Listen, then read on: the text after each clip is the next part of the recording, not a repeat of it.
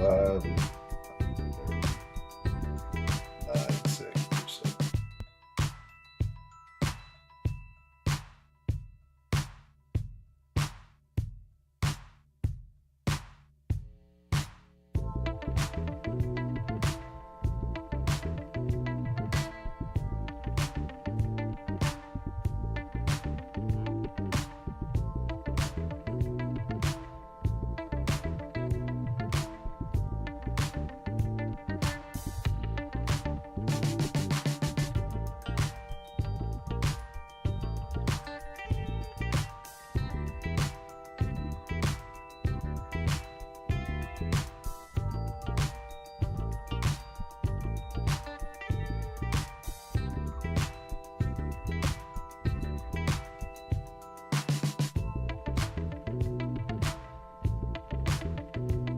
Here. So, good evening. Oh, started. That's the tough thing. All right, I know we can fix it.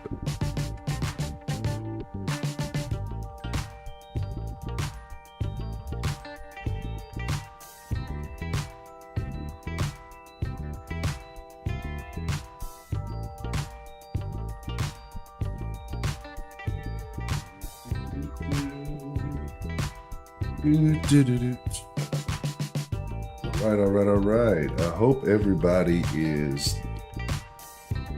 active this evening. I hope everybody is in a good mood. I hope that life is, giving you the things that you ask of it, right? Life will pay the price. Excuse me. Life will pay your asking price, if you know what your asking price is. So if you set your price low, how low can you go? Can you go down low? All the way to the floor? Crisscross. Well, life will give you, life will lowball you if you ask for low balls, right? Life will give you old man ball prices. Will definitely lowball you if you ask for it, right? So tonight we're going to talk about the memories, right? The memories that made us. And I don't have any real intentions, right? Because memories can be good, they can be bad, they can be happy, they can be sad, they can be wonderful, they can be miserable. So I don't know what memories made you. I don't know what actions defined your life, right? I don't know what thoughts made you who you are today, right? So I don't even know what memories made me who I am today. But first and foremost, welcome to the Den. I am your host, Ed Honcho. As always, it is truly an honor, a privilege, but more than anything, it is my pleasure to get to chop it up with you each and every night that we do go live. So I'm glad that you can be here with us tonight, because you are what makes this conversation so great. So I'm glad that you are here. I'm glad that you are allowing me a little bit of time to be a part of your world. So I thank you for that. I do not take that lightly. Take that for granted. You could be anywhere in the world. And the fact that you are here in the Den, rocking with the Den folks, it's a beautiful thing. They got a part of me.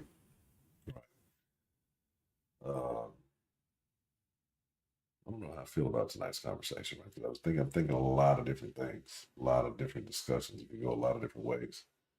But let's see what we got joining us for tonight's discussion. We'll figure it out, right? We'll figure it out. The lovely Miss D, the Gamma, Fox Slammer Gamma, 2-time world champion. How you doing? With the Becky with the good hair. Let me pull it, see if it's real. D the Gamma. Let me see how that. Let me just just wrap a little fist and just be live. Anyway, be all the funny nigga. What's the motherfucking deal? I'm just saying your name. J Mel. Shout out to J Mel. If y'all wouldn't have saw, J Mel dropped some bars on the sauce today. That is greatly appreciated. The key man, what's the motherfucking deal? If you don't do it at all, play some tri-ball. It's all an illusion. What's the motherfucking deal? Always good to see you, sir. I see you was what about Ricky D. Shout out to Ricky D, man. Yeah, Ricky D used to come to the call, man. The counter player McNair, David Skills Mills. It was another one. I want to say it was another one. It was another one. I can't remember the other one. Tom Tavern Texas. What's the motherfucking deal? How you doing this evening? Let me see. Let me see. Let me see. Ooh-wee. Eastside Hero, what's the motherfucking deal? Always good to see you, my brother. The lovely Miss Que Garcia. Good to see you. Let me see. Let me see. Broderick. My name is Broderick. My first and last initial are the same. My name's Broderick Brooks. Nice to meet you. Weirdo. What's up, Broderick? Brandon Anderson, what's the motherfucking deal? Shout out to Big Money. Ty Baker. Good to see you. D Love came in the sauce. Said, I can't believe all that hate you was coming in the sauce with today, boy. D Love. Thought we were better than that, sir. D Love, I thought that, we were better than that, but I guess that we were wrong. Right? They just came in there hating on the sauce, hating on J Mel dropping the bars. I think he was even being friends with the Jags fan in there. I don't even know what was going on.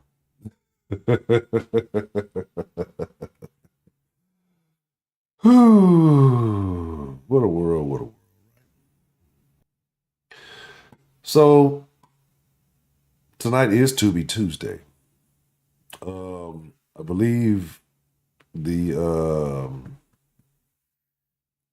I believe that I think they must have got passed on to Dre since since Kenneth from New York forfeited. I can't believe it, right? That's what happens when you trust one of them New Yorkers. Can't rely on them. So it's on Dre. All right. So we got Dre tonight. Y'all watch. I already think I know what y'all on today. All right, yeah. I already think I know what y'all on. Y'all on that type of time.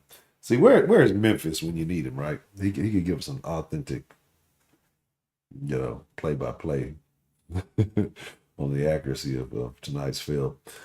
So let's talk about the memories that made us, right? I think that we all have experiences in life that mold who you become, right?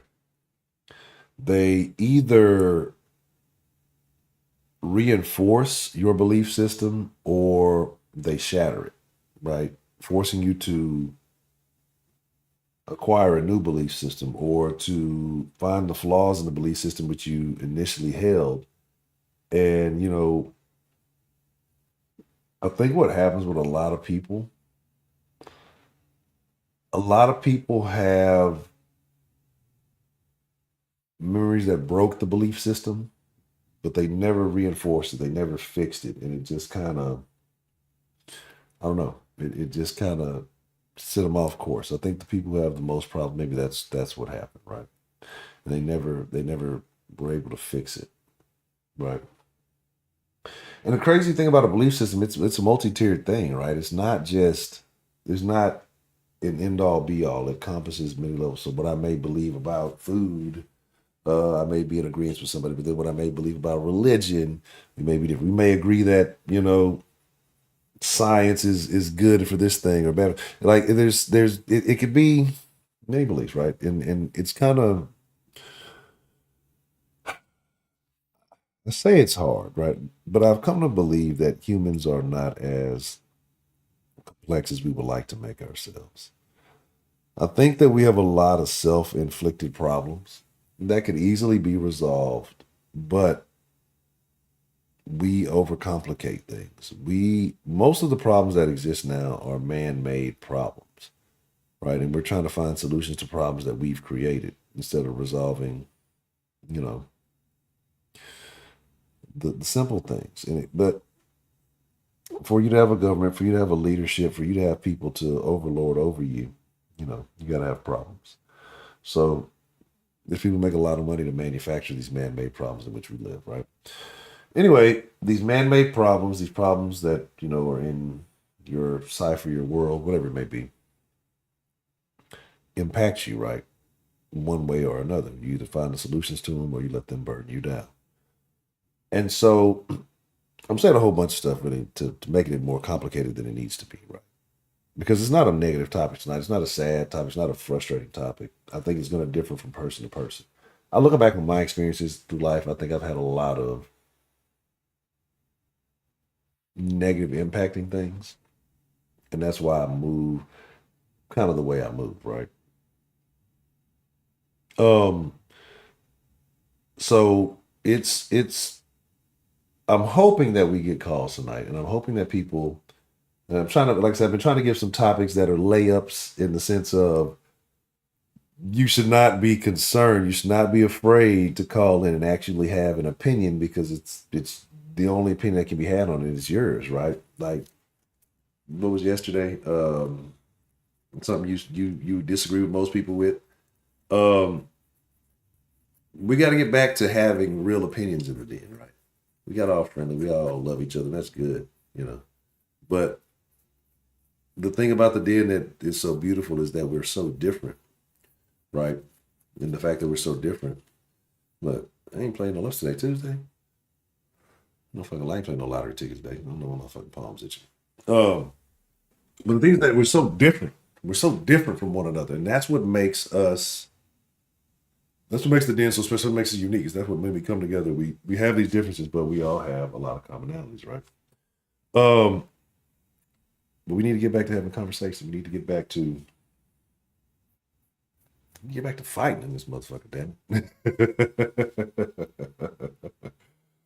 uh, I think people who really have problems get help because people are generally all right.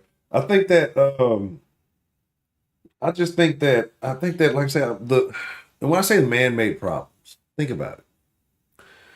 Um, most of our problems are man-made. Like we shouldn't be suffering from hunger, right? There's enough land, there's enough everything, there's enough knowledge for us to be able to there like homelessness and hunger shouldn't be a thing. And I'm not saying let's go give just free everything away, right? But I think there's levels to it, right? And I'm kind of freestyling. This ain't something I just sat and thought about, but there's kind of levels to it. But homelessness at this point is a man-made problem because you have so many rules on how a home should be built, how it should be structured, how it should be this. Let me just build whatever the fuck I want to stay in. If it falls down on me, well, I'm responsible for that, right? And then we learn from there. Or just the situations that they create. You can't grow this, you can't have this. This is restricted, like restrictions on things. Why, right? These man-made rules that say I can't do this. Not that it's gonna kill me so bad because you don't like it or you don't want it. And these different rules, these different regions, they cause problems, right? They may not seem like major things, but they do accumulate, right? And then they turn into these man-made problems. So traffic's a man-made problem. You can have problems arise from solutions, right? What was the problem was getting places fast, right? So you make cars, then you make a lot of them. Now the new problem is, roads for the fucking cars. Now there's too many cars on the fucking roads. Now, I got to go this far to get a job because so many people have moved in this area, taking all the jobs that are available. And it changes the way people move. It changes the way people live. It changes the way people work, right? And we all have to deal with this one way or another, depending on how or where you work. But getting to the memories that made us, right? I guess I can start it off, right? And when I do take the time to think about it, I hate it. I hate that it is this way. I do hate that it is this way. But I do believe like most of my most pertinent memories are it seems like they are around death, right? Like the always this ever present possibility, right? And think about people I've lost, that have been very close to me. I think about, you know, how I interact with people and why is because of these things, right? I don't I don't move like normal people, right? I don't, right? I don't seek the things most people seek because of my experiences, right? And I get it. I understand it. And I can't expect people to look at things the way I do. I think it's part of how I was raised, being raised of Jehovah's Witness. So those memories sitting in those kingdom halls, listening to those conversations, right? Of course, some of your earliest memories. And when you hear people, especially as a child, talking about, the world's going to come to an end and these things, this is going to happen and this is going to happen, I'm not going to get to the full context of it. I'm not going to preach it to you. You start looking at stuff. And and I think I've always been a very literal person. So, I'm like, we have a short time. When we're like, don't give me the Bible parable. I'm thinking like literal, like, we got a short time. I'm a kid. Like, fucking 5 minutes is forever, right? So in my mind, I used to think about these things. I used to think about shit that I didn't realize, was defined. I used to think about shit I probably should have been thinking about 5 or 6 years old. I used to think about existence. I used to think about life. I used to think about alternate, like I wouldn't say alternate universes, but or realities, but not in the comic books. Since I was never really in the comic books that big, right? But I would think about stuff like this. Um, I would think about a lot of things like this. And I probably should have been thinking about that at 5 or 6 years old, right? I probably should have been thinking about like toys and dumb shit, which I probably did. But there would always be those moments I'd be like pondering that stuff. Um, but I think about because, the things like I say you dealt with. So I'm like, okay, well, death is coming, is we all gonna die. I just think about shit about like, is this even a real world? Like my thing that I used to always remember when I was young, right? And I believe there's a belief or a theory or something behind. I don't know the official name, but I used to always believe that we were in a dream state, right? I used to always believe this wasn't the real world. When I was young, I don't know why. I always believed that I convinced myself that this wasn't real. That when we slept, when we went to sleep, that was reality, right? Don't ask me any fucking questions. I convinced myself that when we went to sleep, that was the reality. That was us tapping into the real reality, and us waking up and this was just something different, right? It was a weird, weird belief like I had.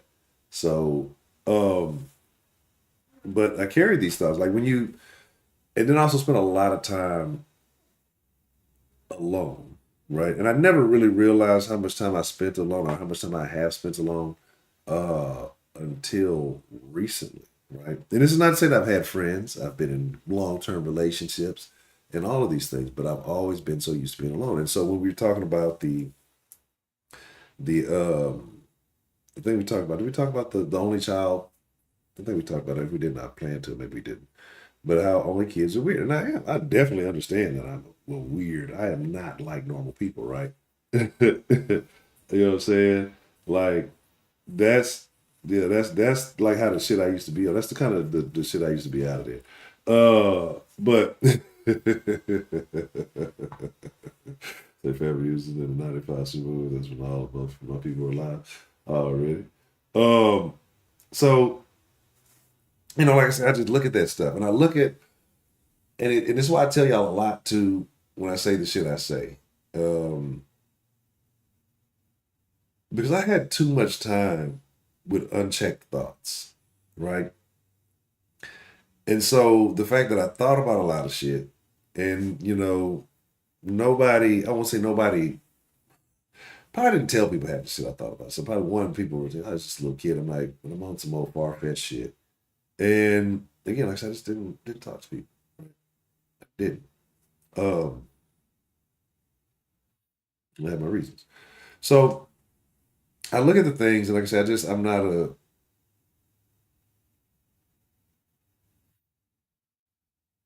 trying to make it like I said, depressing. So I'm trying to make it very vague, not too detailed on some of these things. But I know how that has impacted me, right? And so I know how I move. I know why I try to. avoid certain things. I try to distance myself from certain scenarios, right? Because I know how I'm going to respond. Because I know how these things have impacted me.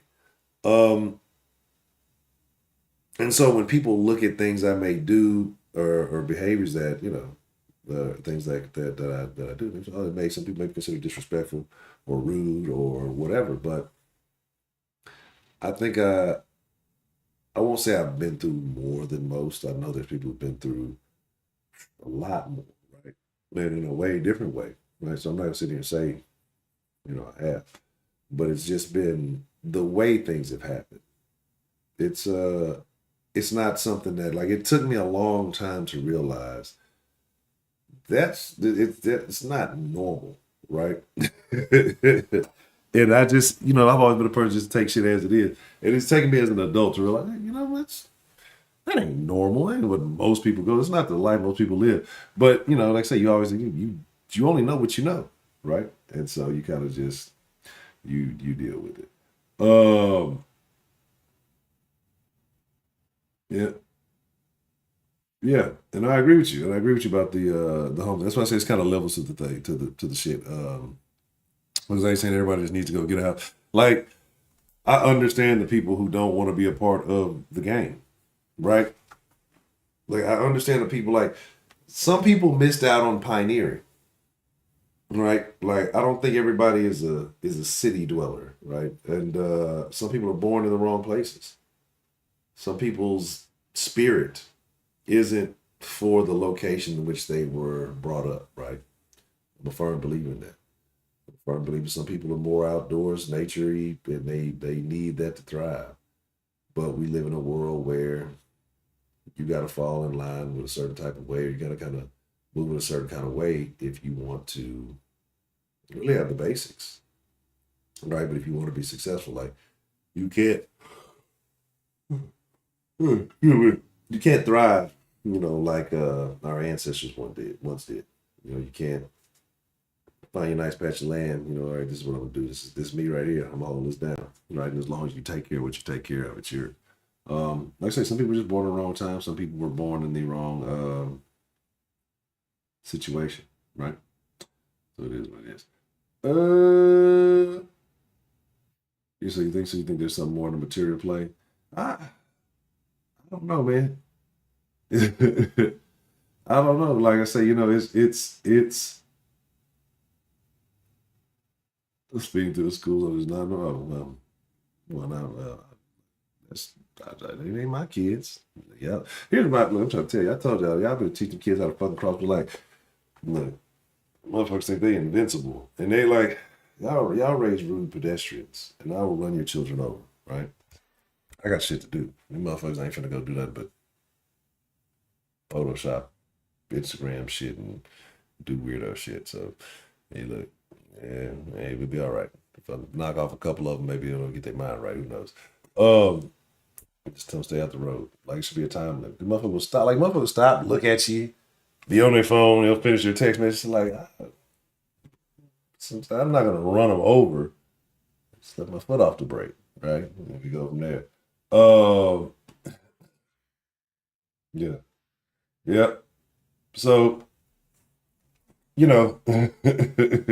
don't teach them. Like, I'm telling you, they don't, bro. They do not. Like, they don't know. Like, being a pedestrian, it should not be a thing. Like, motherfucker, we grew up playing Frogger, right? I know I grew up playing Frogger. I took that shit serious. Anyway, the memories that make you. So I'm well aware of, like I said, the memories that stand out to me, right? And are probably the most significant, most impactful memories have been not pleasant ones, right? But I think that has also molded my view on things because, like I said, I feel like you've dealt with some tough things. I don't think I've even dealt with the toughest things, right? But you've dealt with some things that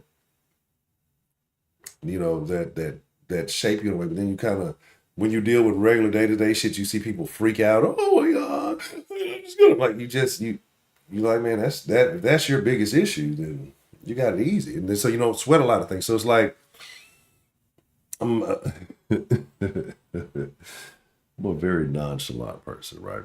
And sometimes I get active, I get all lively on the streams and stuff. But I'm a very, very nonchalant person because, like I said, the experiences that I've been through in life have shaped my my motto, which is basically if it ain't life or death, I'm not really tripping on it, right? And that can be good, it can be bad. But if somebody's not dying, I'm not gonna get all upset. It's all you'll bounce back from it, right? It might not be easy. It could be real fucked up. It's gonna be tough, but you'll bounce back from it.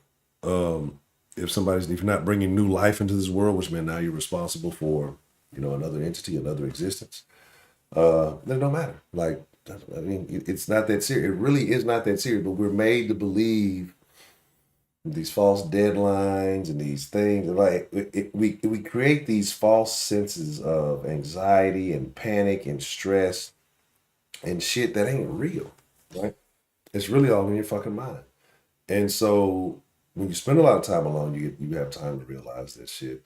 And then when I say when you've been through things, and depending on how you bounce back from those things, you realize you have a different perspective. Hey, I've been through way worse. This shit ain't that bad. This shit is a cakewalk. Or, you have the ability to relate to people when they are going those things because you've been through those things. So a lot of people who can only simulate emotion, right? Because they haven't been through life. They haven't really experienced life, right? And so that's the thing I find beautiful. That's why I love talking to them because you can you can have those conversations with people who've had real experiences, and I think that's what connects people more than anything. Um, just life experiences. When you realize that we all are more similar than we are different, and it's a beautiful thing. Um, let's talk about it. Canada Dre, don't do us like New York City, Kenneth. All right. All right, let's talk about it. Let's talk about it. Let's talk about it. Uh, you feel me? Just walking off to bed. What? I'm trying to tell you. Uh,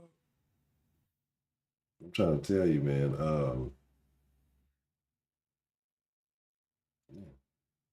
See, all times whatever, right? That's what you might feel something that's not interesting. And we gotta. I mean, we gonna do some stuff, man. Like I said, I've just been working on some things. Um,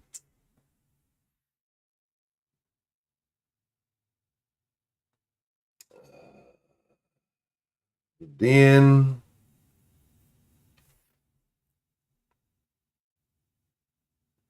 we should have a new look.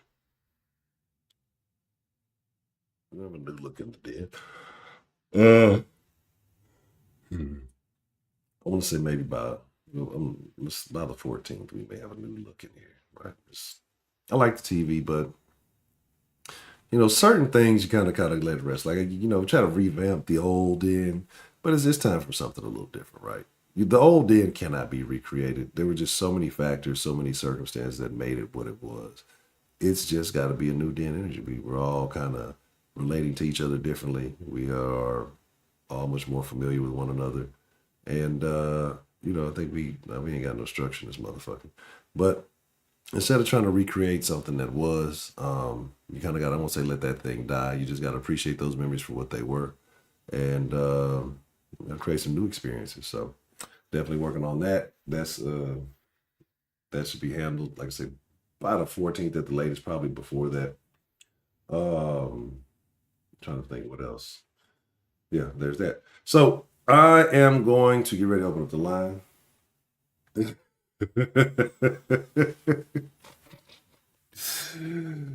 Oh shit. All right, you know what? Yeah, see, look, Jay Melvin dropped some bars for the sauce. Bro, you're gonna have to sing an R&B song for the den intro. We'll call it, you're gonna sing your rendition of Never Would Have Made It.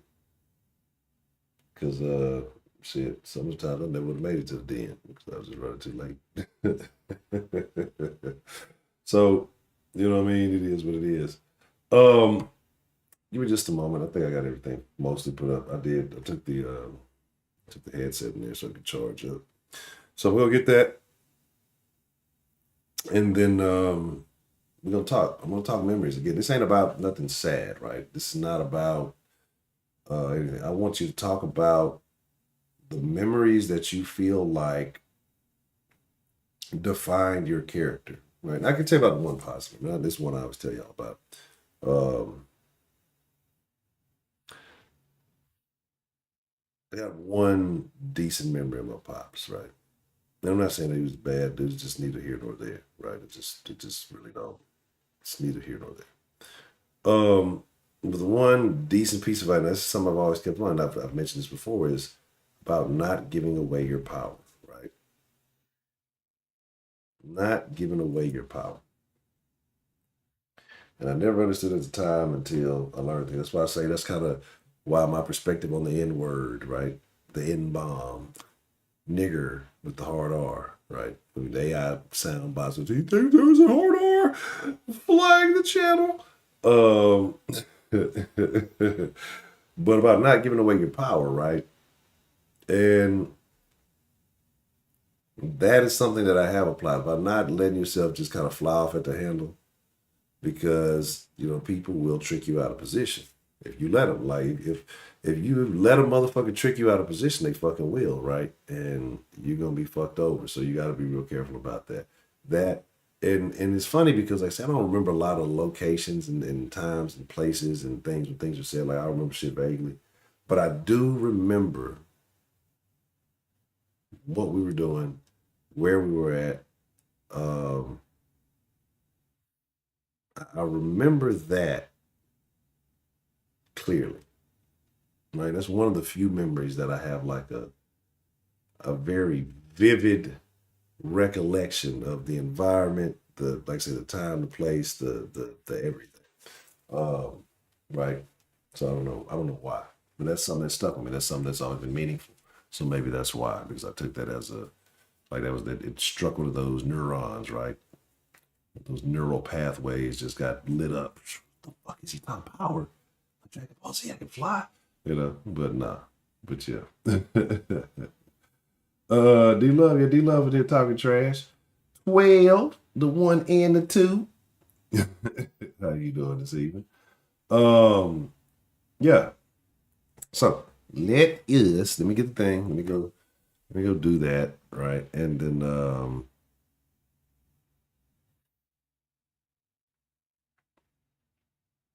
let's do this. I don't feel like picking all the buttons and shit. I'll just I won't pay no fucking attention. I'll just my socks don't match, right? Right. Oh man. I told you, I was almost done. Like y'all see they took all that politics shit out of sport. Y'all ain't seen no motherfuckers doing no politicking in the sport. LeBron ain't doing shit. It ain't Black Lives Matter. Niggas can breathe and shit now. They saw that money getting light. They stopped with all that shit quick.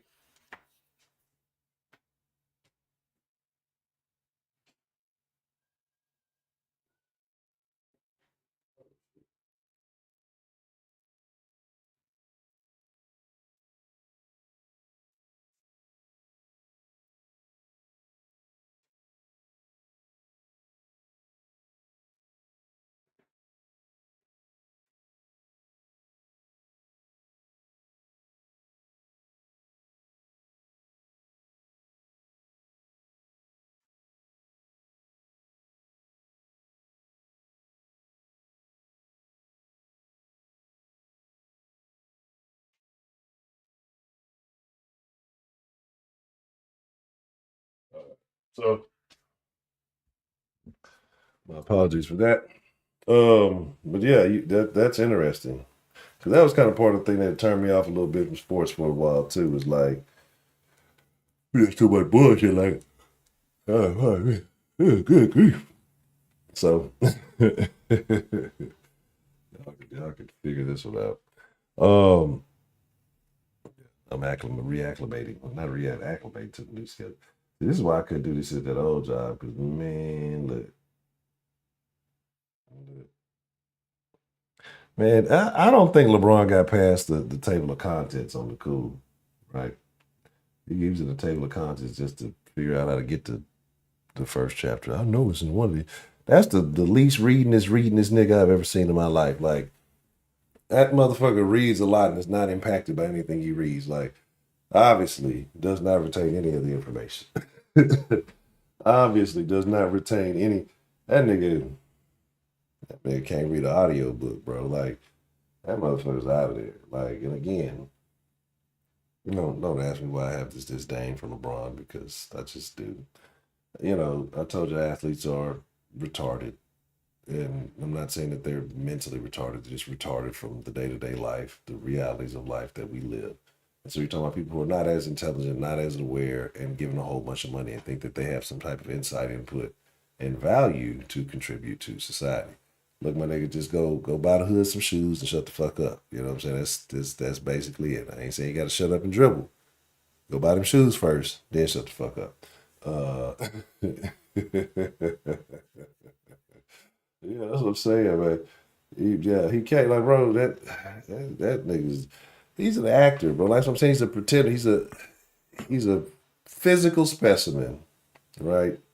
He's a fucking political shield, fucking just piece of crap. He's just an asshole, right?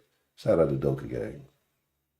I don't care if he was burning Udoka. Shit, he burnt everybody. Like they went and try to find clips of him doing Udoka bad. Who cares, right? He's got lots of clips doing Hall of Famers like that, right? So they say, that's why he coming now. Fuck that. You got lots of clips. He done lots of niggas like that. Ain't none of them other niggas call him a bitch. So fuck with Udoka. There's that. All right. So I got my tea. I got my headset. Let me cut the line on. Actually, the number, let me fix that because it is still got the sauce number there because I got to switch the main number that comes to the thing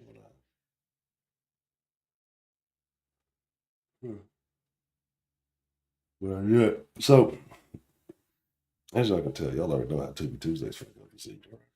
Y'all can obviously see it in my face at this point. Right? What's gonna happen is, Dre, you can already send me a DM or whatever movie is going to be watched, even though I do have an idea of what the movie is going to be. And I'm going to set the movie. Yeah, I'm going to forget the movie. Put that bitch on. Cut the lights off in here. Close the door. Make sure the mic off just in case I snore. Right? I don't think it should be that loud, but that might be. The mic picks up a lot. I'll make sure it's muted. I'm gonna take my ass to the room and go to bed. Get up at 6, which ain't bad, It's not like I'm not acting like 6 is really early in the morning. It's not, right? Compared to like 3:34. Um, yeah, I'm going to bed. Y'all can tell me all about it. Y'all could right. And that's what I'm saying. I already know what y'all on. Look, unless them ghost titties coming in the first 32 seconds of the video, the movie, I'm gonna see some ghost titties. They're gonna be behind the back of my eyelids. I guess I should have put the thing on, huh? All right. What's the motherfucking deal? Who do we have calling in to the den this evening? Was I in the parking lot of Walmart and did I hear you say about girls twerking and you said, what if I shake my dingaling? Yeah. Well, I'm I'll going to tell you jail. what. You Yeah. guys get on here, start doing that. The funds and donations will come rolling in. They'll turn to the den to Chippendales. Oh no, that'll be a very bad Yeah, thing. too funny. Nope, but I listened early this morning, and then when I got in, you know what I mean. You, Jamil, and Dan helped me make my cascade that I did for my tree. I had to keep taking it apart, doing it again, and I said, just listening to the den. I mean, the insight that you guys have, it's amazing. I love your perspectives. It's good. It's good. That's all I got to say. It's good. But asking about how we came to be, I know what I am to me, you could make this easier if whatever you see in us asks us what you see and how we came to be. That. Oh, Because you're good with generating questions, Hancho. okay, okay. Well, that's a good concept. Okay, I like that. I like that. I do like that. Should have brought my notebook. My notebook where my ideas go to die. Um, the The graveyard. graveyard. Yeah. Okay. So, okay, that's a good premise. So, what would you say, Miss Grace? Let's just do it like this. What is the first memory that you recall? The first memory that I recall was when I was in Florida. I was like only like maybe 3, 4 years old when my dad was stationed in Pensacola, and I used to go to there were some church ladies next door, and two of their names were Miss Glorias, and they used to come over from church, and they had a couch on the porch. So imagine that. Probably had bugs living in there, spiders and everything. But they used to give me a cup of water, sugar water, with a spoon. I thought that was the most delicious thing ever. And my mother was always looking for me, and I was always going next door, sitting on the porch with those church ladies in Pensacola, Florida. You mean eating, you with a spoon, sugar water. And it's a wonder I don't care for sugar now. Now that I'm getting old, I'm lying now. Now it's like, wow, I'm starting to like sugar. I need to watch that because I went for so many years not liking sugar, not eating sweets, and not allowing my kids to eat candy and things. And I found out when they got older, they were sneaking and eating candy anyway. You know, so Can't I stop. think that's my first memory, like 3, 4 years old. And the man that lived across the street, that owned that house with the alligators in the fence. You mean they had the stones all around it? Yeah. And then gone to the beach with my dad and my mother, and he said, "Okay, it's time to go in the water." And they had bought me at the airport these little Indian, we say Indians, we used to say Indians, not Native Americans, Indian dolls, and it was I think a mother, you mean with a little papoose, little babies on the back, and some little small ones. And I didn't want anybody playing because this was a whole set. I never had a whole set of dolls like that. They were cheap, but I loved them. So what I did was I dug a hole and I put the dolls in there and buried them so that nobody else could play with them while I was in the water. I went into the water. When I came out, Honcho, I was digging like a dog. What? And I was screaming and crying because I never found those dolls again. Oh man. Yeah, that was miserable. Yeah, Yeah. that's it. So yeah, it was in Pensacola, Florida, because something bad like that happened to me. You mean, and plus all the good things being with my dad, because I was a daddy's girl. My mother couldn't stand it. I was a cock blocker. Yes, I was. Minnie wanted that man. She wanted that man. But as long as, hey, his apple of the eye was around, Yeah. nobody was getting near him. That's funny. That's funny. Yeah. Okay. So, what do you think is the first memory, or what is the first memory that you attribute to altering your perspective of the world?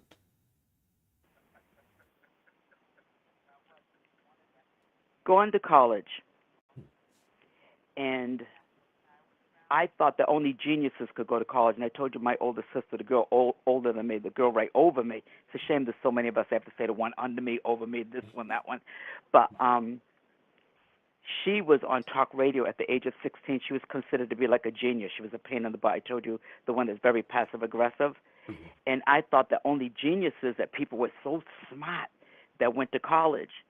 You know what I mean? And when I picked up a college book, just gone through it, it was easy to me. And then when I went to school, I could get the grades. I could do so well. And I found out that people in college are some of the dumbest people I've ever seen. People I've met from the streets and people that didn't go to college, I found them to be a lot more intelligent. The It's true. people in college only had that book knowledge. They were not smarter. I was shocked. Yeah, that's true. That's very true. I was shocked going to college. And the Black Student Union, you mean, because back at that time we were say it loud, I'm black and I'm proud and all that other stuff. And I joined the Black Student Union, and They wanted to play around instead of study for their midterms and their finals. And then they complained and had these big old meetings and things screaming racism when they didn't pass their exams. And I'm looking at them like, you didn't because you weren't studying. And I played around a little bit and didn't study and messed up a bit. And had to drop out and go back again.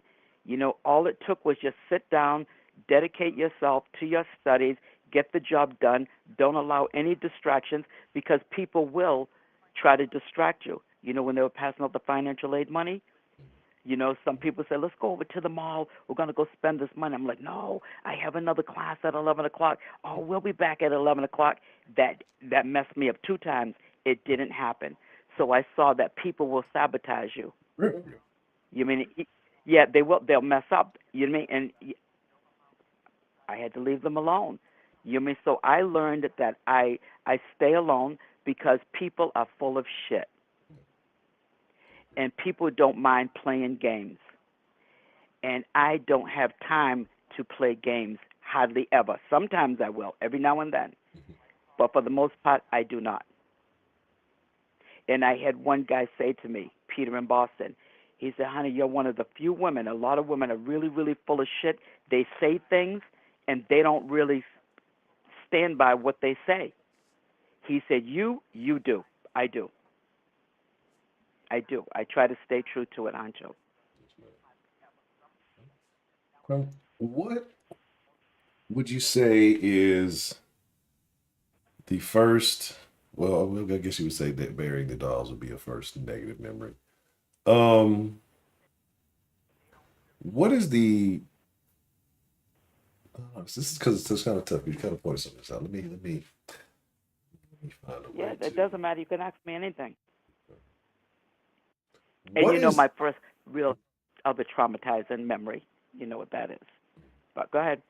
What is the? What would you say is the first? Well, I guess 'cause I'm. What is the first memory that altered the way or made you observe the way you interacted with others? I think pretty much everything I just said. That I saw that I have trust issues. You know what I mean? And so many people are full of crap that I kind of back up and I've learned to read people. And I don't like a tip for a tat. I'll hit it fast and hard and get you off of me real fast because I don't have time because I want my life to go on and I don't want anybody bothering me. I don't let anybody bother me. If something bothers me, it'll be for a short time. Yeah. You know, but that's about it. And there was things in life that I didn't have that I wanted to have, and so I made sure that I was going to have it when I got older, and my kids were going to have it. You know what I mean? And there were things that I did have, and I wanted to carry that on. We had a small house. It was my mother with 7 kids. And the biggest bed was a full size bed. Nobody had queens or kings back then. You mean we had one bathroom, 8 people in one bathroom. My oldest brother, the one that looked like the Mac or Superfly, he'd be in that bathroom singing all, what's your name? Is it Mary? Oh, so we'd be banging on the door, kicking on the door, screaming, holding our coochies, jumping up and down. Sometimes we had to run down the stairs of somebody else's house, run next door. We'd be screaming because Leroy was always in there singing. Yeah. That's what he always did. And then he was in the Cape Verdean drum and bugle corps. It was sickening. So now that I'm older, I said I could never live in a house with only one bathroom, Yeah. and I didn't like getting up and having my feet on cold floors. And Mm. so hardwood floors, yep, they're so beautiful. I have to have carpeting, and I just have the men come in and clean my carpeting once a year. I have to feel that plushness under my feet because I don't wear shoes. My mother said I'm country. I hate shoes. I think I shoes don't shoes wear can be shoes. overrated. They can be overrated. Yeah, yeah, I don't like shoes. I don't. But Are you an outside shoeless you know, person too? yeah, I go outside. I'll go outside in the snow. I'll go outside in the rain. I would do all of that. You know what I mean? With no shoes on, and it doesn't bother me. And I have soft feet, so I don't want anybody to say, "Oh, Miss Grace must have those high." Nope, I have soft, pretty feet, and I don't care What Broderick says about my long toes. Yeah, you know, Brod's already over there thinking about him. You know, he dreams about it. Okay. Um, how would you say the first death that you had to deal with impacted you? Oh, the first death. What you've been through was I don't know how you dealt with three people like that. The first death, nobody really close to me had ever died when I was young. You mean, and by the time my mother passed, well, it was time for her to pass. When my father passed, well, it was time for him to pass. You mean my brother Leroy? He passed, but he was the oldest one. So my sisters and everybody, when they flew in, and they were crying because I had to make his funeral arrangements because when he came home, he went to Our Lady of Assumption Church. The oldest ones are very Catholic. So I wanted everything Catholic. So the guy had to walk me through everything because I didn't know what to do. And when they were crying, I said to them, "Don't cry anymore," because Leroy was the oldest, so he was the first one to die. Had one of us younger ones died first, he would have been totally devastated. So he did it in the right order. And they stopped crying. He was the oldest. He was the first one born, so the first one to die. And so it didn't, like I was sad. I missed my brother and I loved them, missed my parents, loved them. But my sisters, some of them act like my mother just died the other day. She died 2008. They're still mourning and grieving and things. No. Death is real. Yeah. I think I might take it hard if it was one of my kids or my granddaughter or young people. My mother always said children should never die before their parents. Parents should never have to bury their children. So I think probably that would hit me, and that's why I tried to enjoy life so much, Honcho, because life is grand. But you never know when a monkey wrench is going to get thrown in. Speaking of monkey So wrenches, enjoy it while you can. Roger in there talking trash. Yeah. Who's in the bright? Yeah, yeah. Questionable wrenches. But yeah, so I definitely agree with that. Yeah, you definitely, because it is short. Like, what are they saying? Like, death is the greatest invention of life because it's the thing that makes it motivates you. Well, some people it frightens them. Some people it motivates them to go out and do more, enjoy life because you never know when your car to get pulled, when your ticket get punched. So Yeah. Or somebody that you love. Like I said, my kids or my grandkid. Well, I only have one biological grandkid. Or even my younger sisters, the little ones. We're the three babies, and we're the closest. We're the three that my mother had with one man. She had, like I said, my mother was a widow, as a teenager. Leroy came out. He was a sweet baby. He was beautiful. He was good. And the one that I sent you the picture of, when my sister Brenda came, my mother said Leroy would be drinking his bottle, and she crawled over to him. She snatched that bottle from him, and she sucked it down. So she came into the world like that. She's the leader of us all. She's the leader of the pack. And I give her the respect that she deserves because she is the oldest. Even if she was bad, she's still my oldest. That's my big sis. And we called each other by titles. My cousins, there's so many of us. When we see each other out in public, or we don't remember names of the kids or their grandkids, we say, hey, cuz, how you doing? Love you, cuz. We call each other by titles. You know what I mean? And then the older ones, we older ones are always called the big cousins. And even if the younger ones are bigger than we are, they're still called my baby cousins. yeah. Even though they're bigger and their grandmothers too, that's my baby cousin. And that's how we are. Okay. So. Um. And I'm going to tell you one thing I did learn. Mhm.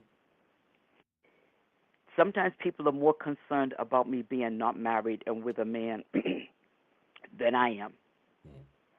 And I've learned from my mother to never love a man more than you love yourself, because men will play. And while they're out there playing around, your heart and your soul is going to be following them, and you'll end up lost. So I make it a point, never love a man more than I love myself, I because think I saw how my mother loved that man, And I said, oh, I'm not going to do that. She loved her kids more than anything, but she was willing to leave us all because she couldn't have that man, my father, the way she wanted him. I said, I'll never do that. I think that's good advice, and I think that should apply for anybody. You should love yourself, and I think a lot of people don't. I think a lot of people look for those empty holes they have within themselves for somebody else to love and feel. But you should definitely always love Right, yourself more than anyone else, right, because yeah, you can always depend on yourself. But hopefully, you can depend on yourself. right. But people. And I love myself so much that I expect somebody else to love me because I love me some me. I just want to jump back and kiss myself. I do. I love me. In spite of everything I've been through, I love me. That's how it should be. I think that's ultimately how it should be. Yep. I got one more question Yeah. for you. Okay, we're gonna go on Yeah. a more positive question. How do you Okay. feel that the birth of your first child benefited you? Oh, it unpacked me. It was the greatest thing in the world. You know what I mean? Because the street life, even though I couldn't be out in it because my mother wouldn't let me, it was appealing to me. It was cool. Even it's a wonder that I never really smoked cigarettes. I didn't like it, but I think cigarette smoking looks cool. Don't get me wrong. And I wanted to get out there a bit more. But when I had this baby, it was no longer about me. You know what I mean? I had something. I made the choice to have him too now. You know, because my dad, abortions were illegal in Massachusetts, and my dad was going to pay for me to go to New York to have the abortion. But I wanted to have my baby because I wanted something that was my own, something that I could love, and something that I could do right. And any things that my mother didn't do correctly, then I was going to do it better. You mean I was going to outdo all the older women? Anybody that didn't do it right, this little girl was going to come along and do it. And so when I was with Dolomite at the age of, 15, my mother didn't know until I was 16, his mother could not stand me because he had a mother that used to be one of the Elks members, and all her pots and pans were at the Elks home, and she was always cooking there, and her kids were home alone, and she was raising grandkids, and she didn't cook and things. And I talked him into stealing her welfare check, and we walked up the street to Fernandes Supermarket, cashed it, and bought groceries, and went and made spaghetti and meatballs and garlic bread for everybody. She hated me. Yeah. She hated me. She thought I was a bossy because I've been a woman, and my friend Patty would tell you, I've been a woman since I was a kid. I was made this way. I was made to be a mother. I was made to be a woman. You know what I mean? And it wasn't until, like, even listening to some things of the discussions that you all have in the den, then I figured out some more things about myself. You know what I mean? And I now that I'm in menopause, and I took that little test where they do the swab to see what hormone you're losing, and it was progesterone. And I researched it, and that's the one that's responsible for conceiving and making babies. You mean so even hearing a baby cry, it does something to me. I love it. I love to smell their breath. You mean? And I told you I could have been a wet nurse. I was made this way. God made ever since I was a kid. And people said, okay, so you were sexually active. I was no hoe, don't get me wrong. I wasn't running around because I always had like pretty long, long relationships for a kid. But when I was in elementary school, I was thinking about sex. Yeah. I wanted it. I fantasized about it in the 6th grade. Yeah. Wasn't raped, molested, none of that. You mean? But it's just the way that God made me. I'm a woman that was made to have babies and to be a woman. And I love it. Being a girl is fun. I It's a think blast. I believe, like, it's an old rap song. Like I say, one of my favorite songs of all time, the Mary J. and Method Man. And there's a line where he says that nothing can make a man feel better than a woman. I feel that if women who truly embrace being women, I think that's a true statement for them. But the ones who kind of want to cross Yeah. over and battle and be men and are worried about all the wrong things, I don't think they'll ever get that experience because they're trying to be something, other than themselves. But I'm a firm believer in that. Like, I believe that a Right. woman I is don't want something to be a special. man. I only wanted to be a boy when we were playing outside and I had to go to the bathroom. I wanted to learn how to pee like a boy because if we went into the house to use that bathroom, Minnie was either making us doing some dishes or putting us to bed. Yeah, that's So funny. we tried. Yeah, and so I sat there and took a tampon, the cardboard thing, and put it there to try to pee. That didn't work because I was jealous. The boys would go pee in the bush, whip it out, pee anywhere. Yeah, I Yeah. didn't think that was fair. I think And that's the only thing is that I wanted to learn how to pee. I pee like a boy, so I didn't have to go in the house and miss out on any fun. And see. then maybe wearing pants a little bit because when I went to junior high school, back at that time, girls weren't allowed to wear pants to school. So I live in New England below zero. You had to have on a dress, and back then it was like little skirts above the knees. Yeah. But you get used to it. The amazing thing is you get used to it. Yeah, we weren't allowed. So when we used to go up the staircase in the middle of the school, the boys used to stand on the bottom. The damn pigs. See, they've been pigs. What? So you guys. Yeah, the boys would stand on the bottom and be looking up, and we girls would be trying to hold our books down there and everything, so they couldn't see up our skirts. But the boys would be on the bottom of the steps looking up. The whole crowd of them would be What? looking at us girls going up the stairs. They were just, worried about y'all's safety. They knew that, there could be a Stop. potential hazard, so they just wanted to make sure, nobody fell. I understand what these young men were Yeah. thinking. Oh, They they were were just so trying to help you nasty. out. They were so nasty. Oh, that's fun. But no, having my son was the greatest thing ever. My grades went up. They got better than ever. I had a little picture of him on my desk. I was like so popular. Everybody looked at me. The teachers looked at me. And like I said, back at that time, you weren't allowed to go to school if you were pregnant. So they gave me a tutor. And then once I had the baby, then I could go back to school. And everybody was asking me questions and things. And that was the other dramatic thing. My mother didn't find out I was pregnant until I was 4 months. So I told my cousins, and I was in junior high school. I remember eating in the cafeteria and trying to eat lunch and feeling like I was throwing up and throwing up. You know what I mean? And the teachers are trying to see what's going on in the bathrooms during lunchtime. Vomiting and look at that, like the yellow stuff, the lining of your stomach. I was a kid. I didn't know what was going on. I was scared. Yeah. I was really scared. My mother should have given me a beating, but I was one time she didn't, and I cried. I said, just beat me. I Yeah. wanted her to beat me because she was crying. Because I was still playing with dolls. Yeah. And she said, how did she get pregnant? She's still playing with dolls. And I was thinking to myself, and boys. So, guys, illusion, all you guys, watch your daughters, even if she's playing with dolls. See, these are the things I say, especially in this day and age, because let's be honest, there's nothing new under the sun. This No. is this isn't anything new, but what it is that now the kids have way more access to it. Now it's way more, influential. And it used to be, maybe a smaller percentage that got into this type of stuff at a younger age. Now it's the majority.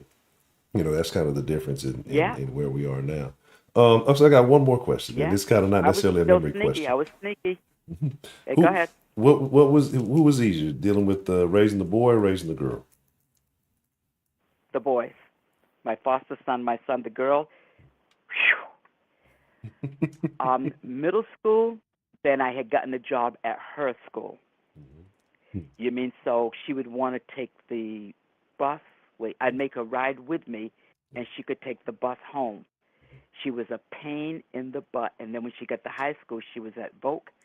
You know what I mean? She was having fun. And I said, if you keep it up, you know what I mean, I'm going to pull you out of there and I'm putting you into the regular high school. And my son said, you can't change the what in the inning, some sports talk, Yeah, whatever you all say. You yeah, can't change the something into something inning, yeah. something like that. But anyway, I pulled her out and I put her in the regular high school. She was so mad at me, but she was a pain in the butt. She used to throw herself across the bed. You know what I mean? When she was 17, I can't wait till I turn 18. I can't wait till I turn 18. I said, I don't know why. Under my roof, turning 18 is no different than turning 3. One queen bee per hive. Yeah. Yeah. You mean you do what I say, and that's it. Now we're tighter than tight, and now, like I said, she became my best friend once she became a woman. But as a kid, I loved her, but I didn't like her. She was rebellious, and then I thought everything that she was being antagonistic. If I said I was hot, I said, "What are you?" She said, "I'm cold." If I said it's black, she'd say the opposite. Yeah. And I said, "Go to your room. You're just trying to be the opposite of me." I thought, and then I thought to myself, "Let me trick her." And even though I'm hot, I'm going to tell her that I'm cold. And I said, "I'm cold." And that's when she says, "I'm cold too."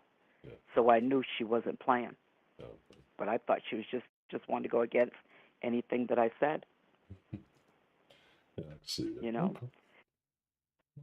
But So, nope, everything.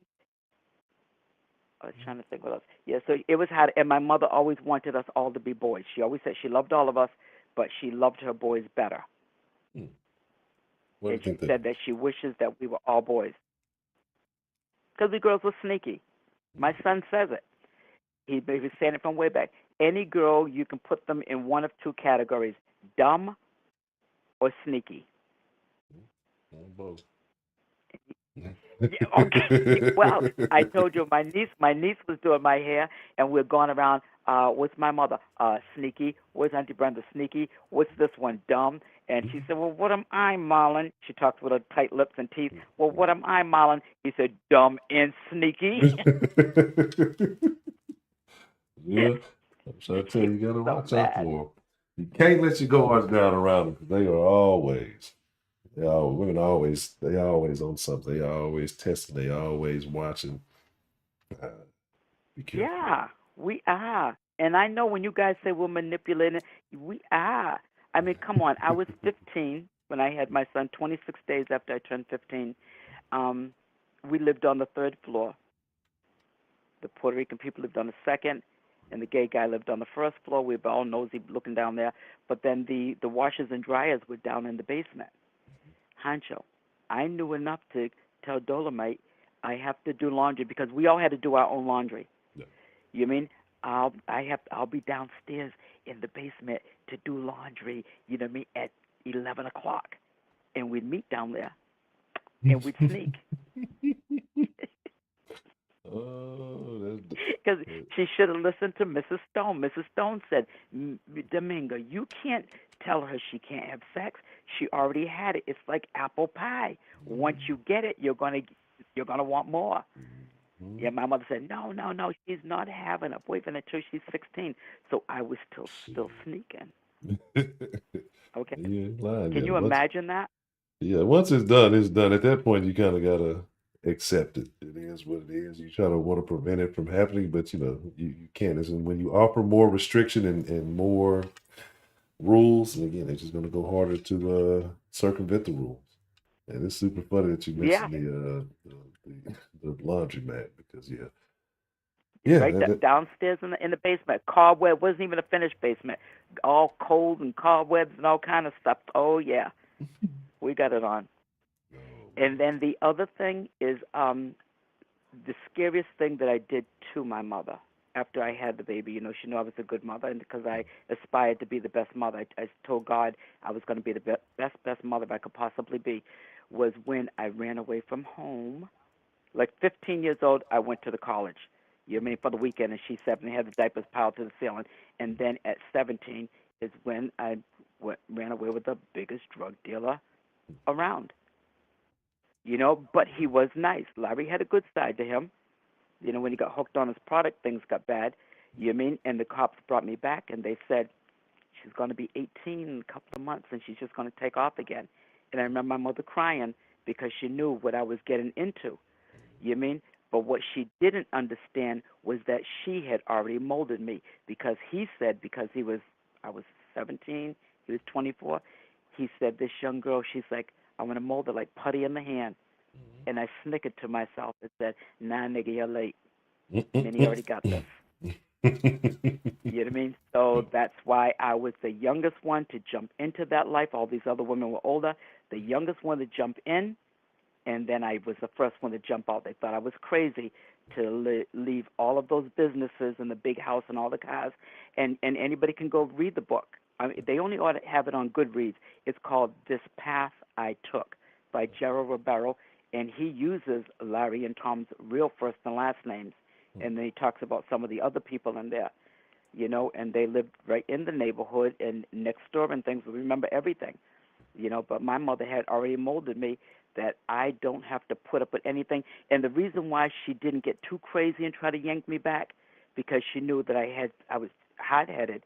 You mean that I was going to try to make it work with this man? I was going to stay out there, and I would have pulled away from her even further. So she was right there to support me. You mean my son was at my mother's house on the weekends. Lots of times I was there. You know what I mean? So he didn't see a lot of the action that went on. You mean, or the violence and stuff that went on. But my mother was right there, but she couldn't come because I really, really loved him, and I wanted to make it work, and I wanted him to get out of that life because I was too dumb to know that he was going to be in it for a while. I wasn't. All those other girls, they sat there and took the weight for their men. You know what I mean? They made a deal. They said, if the cops raid the house, they said, yeah, baby, I will. Well, Larry came to me, he can't, if the cops ever raid the house, you going to take the weight? Nope. I said, all I do is smoke some weed and just a little bit. That's right. I said, and when I'm in the bathtub, I take the bag and put it on my head. No, I'm not. And the fight was on. Did you hear me? The fight was on. And I'm going to tell you, when we fought, he said he fought everybody in the city. He said I was the only one that put up a good fight because we used to practice. And he used to make me mad, and I still do it now. I walk through the house, and I practice my Kato kicks and my punches, how fast and hard I can punch. I still practice. You know what I mean? Yeah. And so when he would get on I still practice, Hunter. Look, I'm doing it now. I'm doing a kick now. I'm doing a punch. Pow! Just to see how strong I can be. But that's what I would do when he wasn't home. So when we would fight, he would put his be on top of me and put his knees on my shoulders. I wouldn't struggle. Why am I going to use all my strength? No. So I would just totally go limp and just relax. I practically went and took a nap on his ass. Yeah. And he was still nervous and struggling and using all of his strength to hold me down. So while I wasn't using any strength and he was using up all of his strength, when I came out of that, it was almost like an equal playing field. Now, I had plenty of strength left, and he didn't. And, and it was on. It was on. So we fought, but I beat him badly also. I just didn't knock him out, but I beat him badly, but it got sickening because I did have to run out the house. And I hear stories about women in the cold, barefoot, naked, running out in the cold and hiding in things. I remember that. And I hated him for that. And I don't hate him now, but I hated him then. And I said, I'm beating your motherfucking ass for how you beat that Doberman, our dog, for how you beat me. I'm going to beat the fuck out of you. And Hancho, my Kato kicks and my punches came in handy. That's the funniest thing. Oh, man, that's funny. That is. Well, yeah, I mean, and that's a crazy deal. I'm gonna have to check the book out though. I think that would be a good read. I need to add some reads to my collection. I haven't spiced up my reading. And it's a small one. And it's Gerald Barrow talking about when AIDS hit our city, and he died of AIDS and everything he went through. But he talked about his life, all the money and the drugs and this, that, and another. You know what I mean? Mm-hmm. So it's all of that, but it's a small book. And Gerald was nice. He comes from a nice family. I think about your quote every time I hear you talk about AIDS. Sitting on the bar stool. What? We were so scared. We didn't know. Oh, man, that was We thought AIDS was going to crawl up our ass. And I told you how my mother wouldn't let us go out there with the Black Panthers. Because they burned down. If you look at New Bedford riots, we lived right there. The whole neighborhood was on fire, and my mother wouldn't let us go out there and get the free shoes because she said, and they had nurses out there. My mother said, because they're going to push reefers in your arms. That's what she thought. She thought they were going to shoot reefers in the arms. So she didn't know. That's the funny. Yeah, I know reefer was definitely looked at differently, but that was around the time of the reefer madness. When everybody was talking crazy. Yeah. Acapulco Gold, Pandemonium Red. Those are the two tough ones. Yeah, That's right. that's And funny. I made sure when I was with Larry, I made sure all of my sisters, mainly my sisters and others, were taken care of. Yeah. You got Made together. sure Got when to the be people. boosters came around, I'd go right to the stores and they had wire cutters. When they put those wires on those cutters, I Yeah, just pointed to everything that I wanted and I made sure that my sisters were well taken care of. that's good. And they loved when me and Larry fought because then he would pay them to clean the house. Plus, Sandra's a miser. She's like, shoot, shoot, she'd be counting that money over and over again. That's funny. The whole family had a lick. That's Yeah, funny. that's right. So now you know why my mother wanted us all to be boys. Yeah, that's funny. But that's a good thing though. I talk about that, having that family, being able to establish those social bonds early, that is a Mhm. that is a huge key for, especially when you have to deal with society. You actually have to get out and go into the world. Not having that, Yeah, I wouldn't call it practice, but having those interactions, understanding those social roles early on. I think that people who have those experiences definitely do better in life. right, yeah, and it is practice. Like I said, if I didn't have to go through everything, and see, they didn't go through what I went through because I did it for them. You mean so they never even dealt with it. We learned from one another. And that's why I get worried about my granddaughter being an only child. So I'm always interviewing only children. How is it? How is it? When they're still strong and they can handle themselves and they can advocate for themselves, I'm like, phew. But I stay on her to advocate for herself and things. That makes me nervous. I think it's good for especially only children to be involved in social groups. You maybe have to like, supplicate the experience. You know what I mean? That you may not have the family and the siblings, but I guess getting involved young and I wouldn't say like Boy Scouts, Girl Scouts, things like that. But I think that I'm starting to look at that stuff now because at first, it's stupid all them groups and stuff. But I think that for young kids, especially single children, things like that are good because again, you still have the opportunity to learn those skills. It's not as consistent, it's not as prevalent because it's not at home with you, but it does give you an opportunity to build those social interactions. So Right. And she has good friends. Cousins. So she's doing really really well. I was telling Trill the other day that in this weekend, raking leaves, $350. what?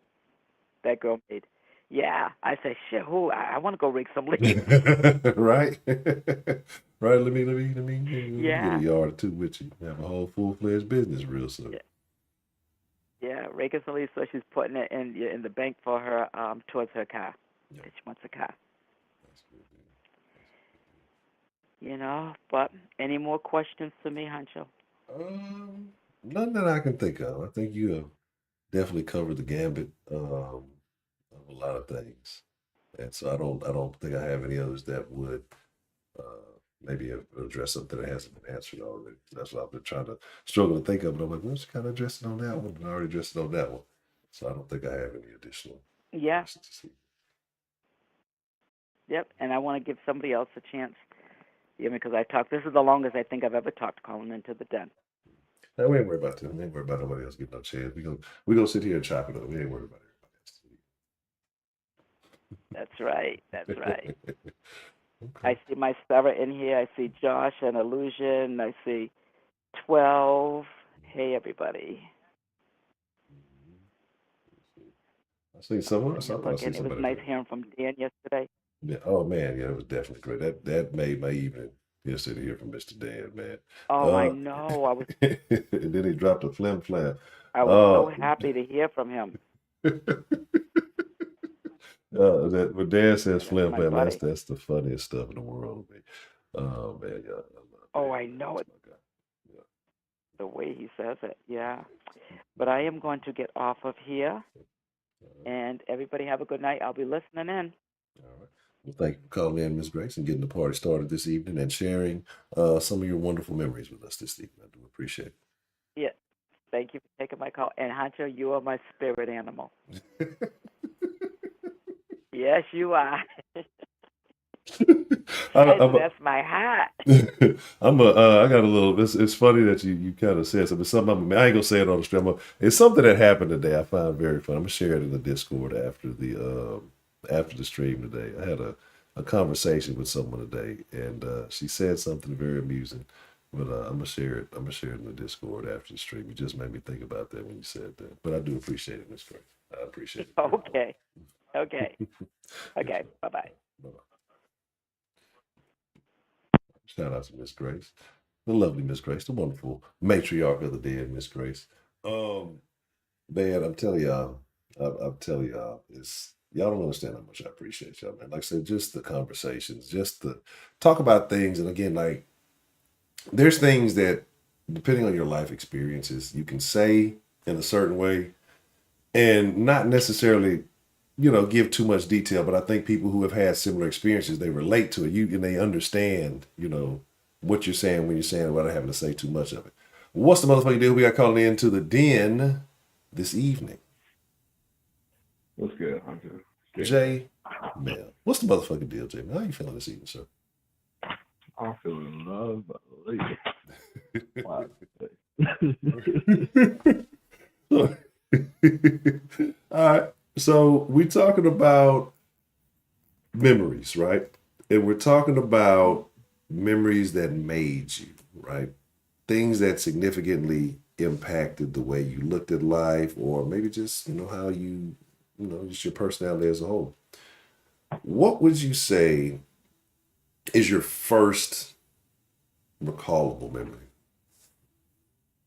Man, people think I'm crazy when I say this shit. And I used to think I was crazy.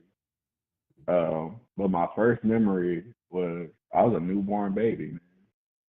And I confirmed this with relatives like my grandma, my aunt, my mom.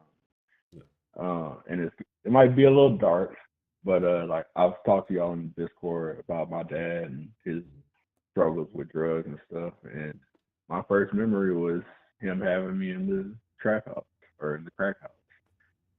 And I was a Really? newborn. Like that was my first. Yeah, that's my first memory. Like, and my mom and grandma like coming to get me and you know, like getting on his ass about having me with him. That's my first memory, man. Hmm. Yeah, because usually, people say, you got to be a certain age. Uh, I think some people say 4 or 5, some people say sooner, some people say later. Yeah, that's wild. That's a wild deal. Um, so what would you say is the first memory that you had that made you realize the world was a real place? Hmm. It's probably got to go.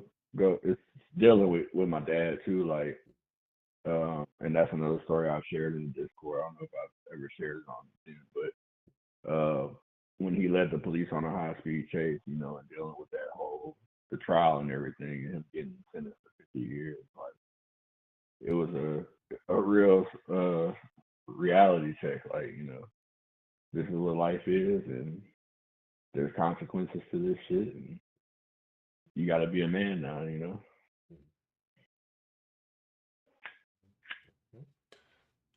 What would you say? What was the first memory in which you had to deal with death? Um,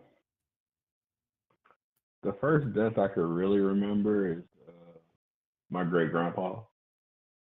Uh, I think I was probably like 10, and I'm sure people died before that, but that's the first like death I really remember, first funeral I really remember going to, and it was weird because like before he died, he went through the whole process of like dementia and everything and forgetting who people were, and even at that young age, man, I realized like death isn't necessarily a bad thing. Like I didn't cry at my great grandpa's funeral because I knew he was better off dead. Like I knew he didn't want to be here in the state that he was in. And wow, vividly remember, and people kind of like got mad at me and looked at me weird because I was the only one at the funeral not crying. Yeah. And it was just like I just had to understand, and even at 10, like I know he wouldn't want to be here like that, you know. I know he's in a better place. So. Yeah, I think I can relate to that. I can definitely relate to that. What would you say is the happiest memory that you've ever had or that you recall? Hmm, that's a good one. Uh,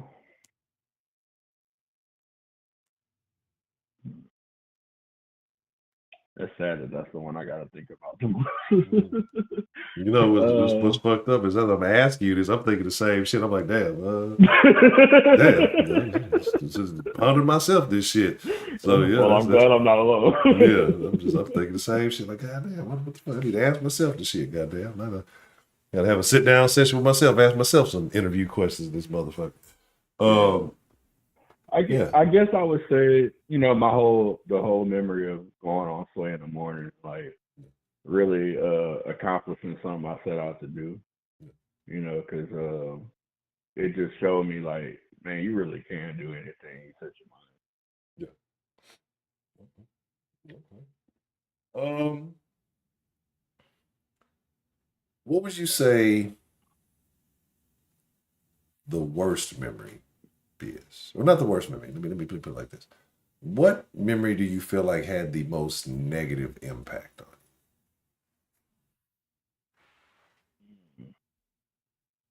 Marrying the wrong woman.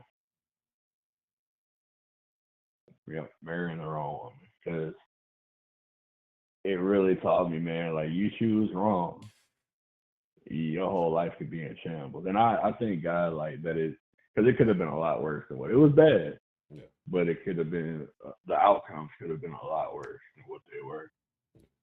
And it really taught me like you gotta move smarter, man. You gotta let that dumb shit go of just fucking with all these different women, like even just having fun, like you gotta choose careful on who you have fun with and who you settle down with.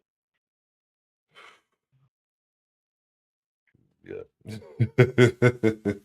Yeah, we've had some conversations about that, but yeah. Yeah, the wrong woman. And the thing about it, and yeah, this will You turn see into a how whole Sarah different got call. me looking crazy in the chat every day. Yeah, I see. I understand. I understand. Not the secretary of the den. I can't believe she would do it. But man, yeah, it's yeah, it is, man. And the thing is, like I say, I don't want to start it because we're gonna definitely go down that road. That this will turn into one of the mothers say, "Hey, Hunter, but you can't help but bash him." There's a goddamn Mm. reason. So here's my thing. So I can understand that. And so would you say that the if I would say the most positive, would you say that would also be the happiest? Would that be a similar situation? Would it be different from the happiest? If I said what memory had the most positive Uh, effect on you?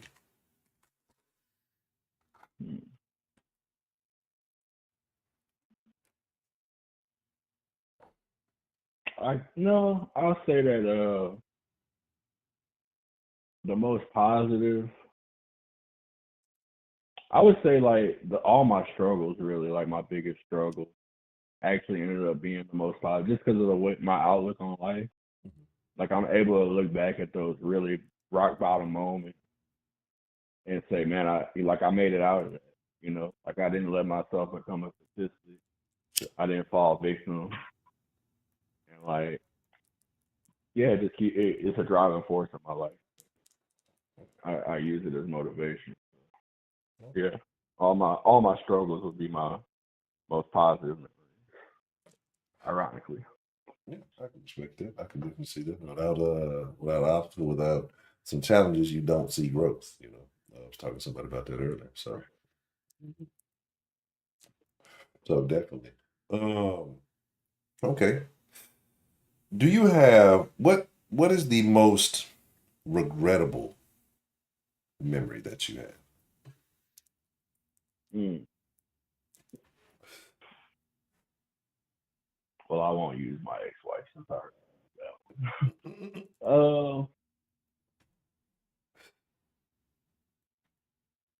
that. just not taking advantage of the opportunities that were presented.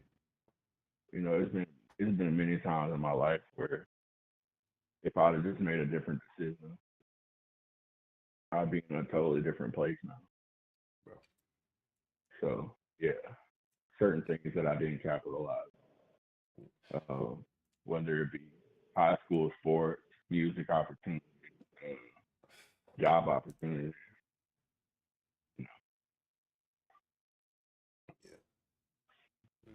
Yeah. I definitely. And again, it's just I guess sometimes But being in the moment is hard to see that shit. And when you look at it in hindsight, yeah, like like they say, hindsight is always 20/20. But yeah, like Jay-Z said, you got in order to live, you got to learn to live with regret. yeah. I ain't got no regrets. Fuck it, it wasn't meant That's to a be. part of life. I just well, just If you nuts. if you don't if you don't learn how to live with your regrets, you'll just be a bitter person. So it is what it is.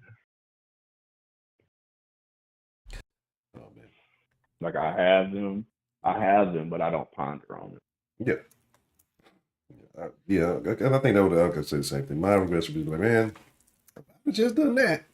And when like I don't lament in my regrets. Like I'm like, oh, whoa, be just drowning because I look back at the time like, damn, you know, there have been at least 3 to 4, I want to say 4 separate occasions where if I'd have just stuck with something just a little bit longer, or I would have did the thing I initially said at that time when I was, putting other people onto it.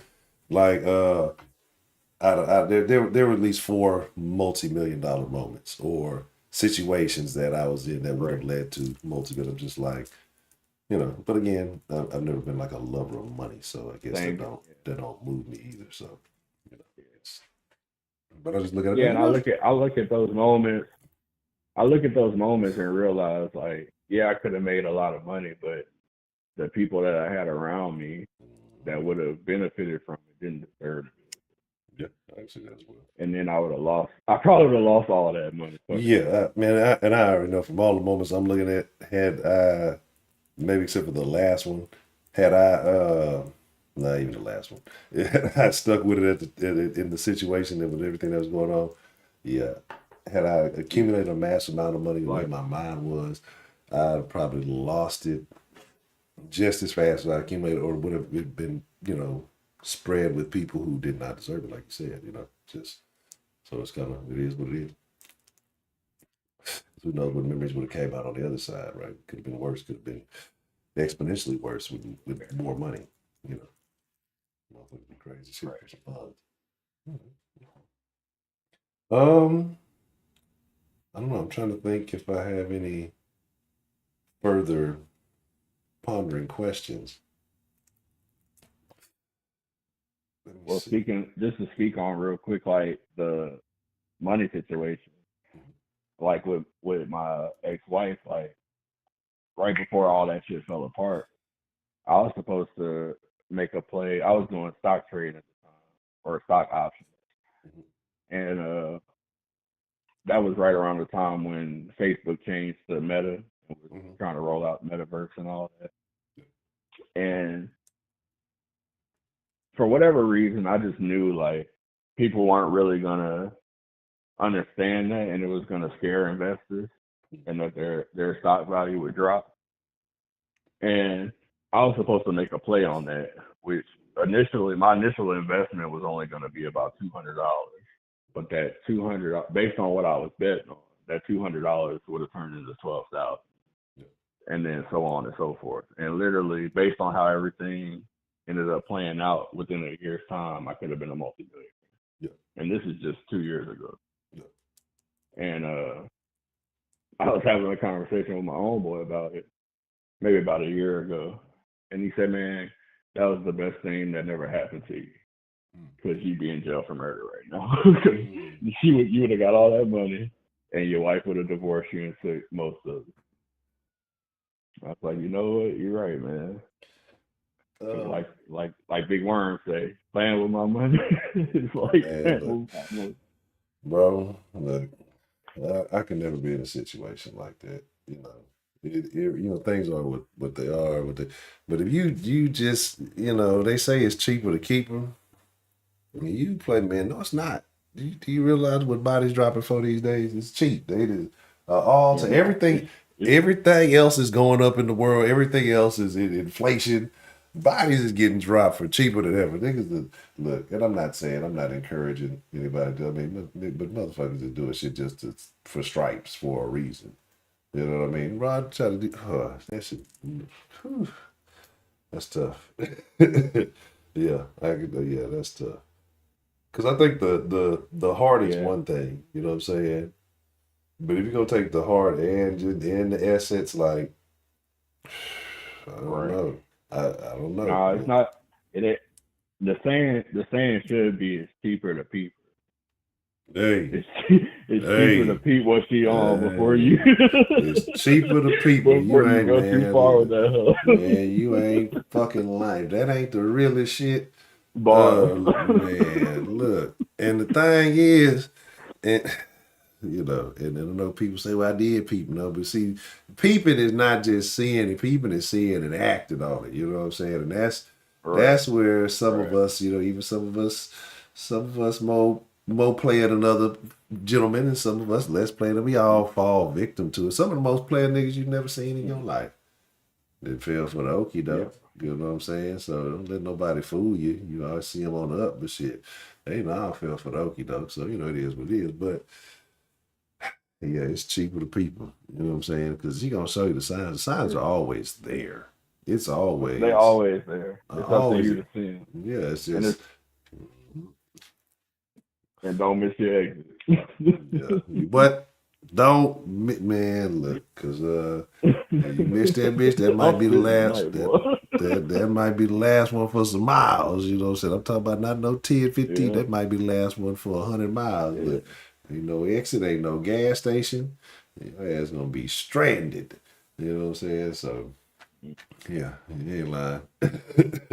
this is this is metaphors. These are all type of wordplay going on. Like, definitely. Game, game is game. Feel me? Yeah, that means right. It's just yeah, we all But been there. I do want to say too. I know we're about to wrap it up, but I do want to say too. I think the young you was really on to something. With saying like this isn't reality. And reality is when you fall asleep. Yeah. Right. Because everything that I've researched leads me to believe that that is Hmm. like this is just one plane of existence, and that's why they call it a matrix. And it literally is a matrix, a light matrix. When you look at it, and when we go to sleep, that's just us unplugging and recharging. So, Like I can fuck with that. Like, cause man, it's a and lot like of and like shit. Illusion said, Yeah. well, like Illusion said too, like when the younger you are, the more you're connected to the source because uh Filtered you out and haven't shit. been what's the word I'm looking for? Huh? Basically, ain't been filtered. All the shit ain't been filtered out because they programmed that shit out. They fucking Yeah, indoctrinate you to yeah, it. you haven't been programmed yet. You haven't been diluted. So It's so funny you that's say why the like most Matrix. ghost stories. You say, That's like why you hear most ghost stories are like from kids and stuff. They're tapped into that. man, They don't like, they don't know what they're not supposed to do. yeah, that's I get to chills, get goosebumps talking about because I'm telling you, like, it was weird because, like I said, I've always kind of been. I ain't gonna get all the way into the street, but I've always been like a kind of to myself type of. Like I said, it really took me like maybe a year or two ago to really think. I'm like, damn, even I just see how I am, but yeah, and I didn't talk to anybody about this shit because, like I said, whatever, my whole damn family, all Joe was with it. Somebody tried to talk to somebody, they probably shunned the shit or something, who knows. But Yeah, I remember this shit, like I remember this like certain you time. got I remember, excommunicated. yeah, like I'd be in the tub, taking a bath, eating common and shit. Like but I would be thinking about these things. Like That explains a lot. yeah, definitely. I definitely was eating the coffee. I wasn't like, but I was tasting the coffee, right? That's why they Not a have warning label. handful, but Yeah, nah, like it was literally like how to be a little residue on the top. I put like a little pink. It yeah, just you tastes wipe just a your little. finger on it. Yeah, it's just like it was tart, but it was like I know I was living on the wild side. It was probably getting zooted out of my mind. Don't even know it. But no, but like I would think about this. I'm like, I'm like, this is not real. Like the real is when you go to sleep. You like I say, and I always thought it was the reverse. Like so, this is the dream state. This is when we're resting on the other side. Like it was just always like these other thoughts that I would have, right? But I didn't read up on it. Nobody introduced me to any of these things, and Right. it was just like because nobody talking like that around me. So yeah, Right. yeah, and I just always wonder why I did. But then, as you know, as the years go by, as you kind of get it, those things get taken out of you. You get wired up off the comment. But but also when you mention the Matrix, like You take it a step further. the Matrix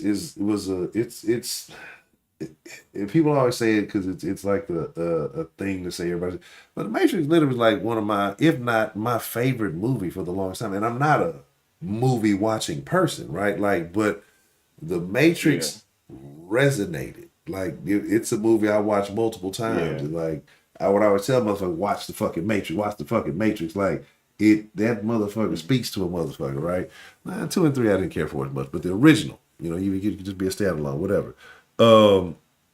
Like that shit. I feel like, and I say it now kind of loosely, but I kind of mean it though that there are two worlds right now. Like at least it right in our face that we can actually see. And that's the reality Right. and the virtual. You see, you look. I mean, look at motherfuckers. They're in the days when they go into the virtual world, and you see people zoned out, and in their head they've created because you are what you think. They've created this A whole new a whole new a whole new world. facade. You know what I'm saying? Yeah. Yeah. You know what I'm saying? Like, and but then the people who are living in reality, the doers, like that's why I say, I don't romanticize shit. We was chopping up with Ray the other day. I love talking to Ray. And he was dropping some real game. Shout out to Ray when he was talking about moving to the farm. And he shit, been in the city, been out this way in Channelview. Like, what do you know about farming? And you had to go out and figure it out, right? And learned it. But being willing, so it took him 3 years. But now he's happier than ever. He's not plugged into the shit. You're not dependent. When the lights go out, he already ready already. You know what I'm saying? They got a network. They got and like that's system. And you know what? Let me change like my most positive memory because it's actually like me moving from Houston at 14, 15 and moving to Louisiana to the country and really seeing that there's a whole different world out here. Like the city life ain't everything. It ain't the only option. And it's probably not the best option. But it gave me that duality to be able to move in both worlds and know like if shit hits the fan, I'm gonna be all right. I think what you said is a beautiful thing too. I think a lot of kids don't get it, and they need it, especially in those pivotal times. But like you said, to see that the duality, to see that there is another side. I had a homeboy. His mom remarried like late junior high school, and so they ended up moving from where we were to a very nice part time, basically like River Oaks. You know what I'm saying? Like, Oh, okay. if y'all don't know, it's a decent part of town. That nice shit. It's okay. If you like rich people shit. If you into all that. I'll let every fucking go. Yeah. Anyway, and I'll tell you the first time because it was the first time I ever felt insulted by weed hanging out with this nigga. But anyway, but this was like my partner, this is my nigga. Like, and so he moved out that way and he would reach out and say, man, come out for the weekend, come fuck with me. You know what I'm saying? And I would go out here with these people, nigga. I'm poor, nigga. You know what I'm saying? Like, I ain't bottom of the barrel, but ain't, like maybe right under the lower middle, somewhere like I'm broke, nigga. You know what I'm saying? Like, but we're kids, but these kids lived a different life. Those kids were living better than I'm living right now. Probably better than the majority of us. Like he was living right now. Like these, bro. I told you I went to a party. I think I told this story. Like I went to a party. One time I went out to go hang with him, and like we get there, we went to the store. That's where the weed insult happened. That's another story. But we get to the party, and when I say this motherfucker had, they had a big dining fucking room table, big ass dining room table, not I mean they big ass full dining room table, full of fucking alcohol. I would say, not gonna say full, like half of this bitch is engulfed in alcohol, like everything you want.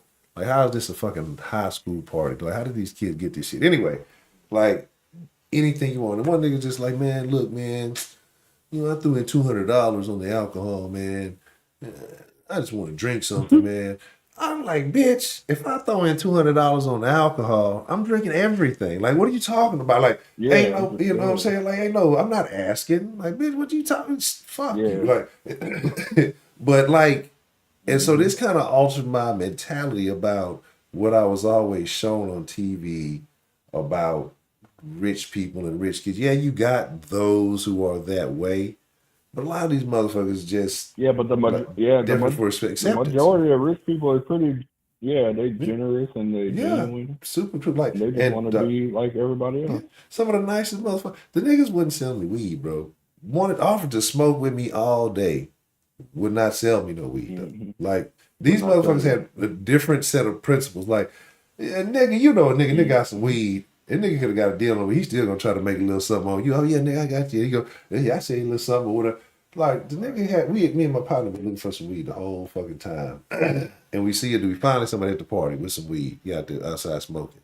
But they say, man, like we didn't want to ask him to hit his shit. We was just like, hey, can we buy some weed from you? And he's like, no.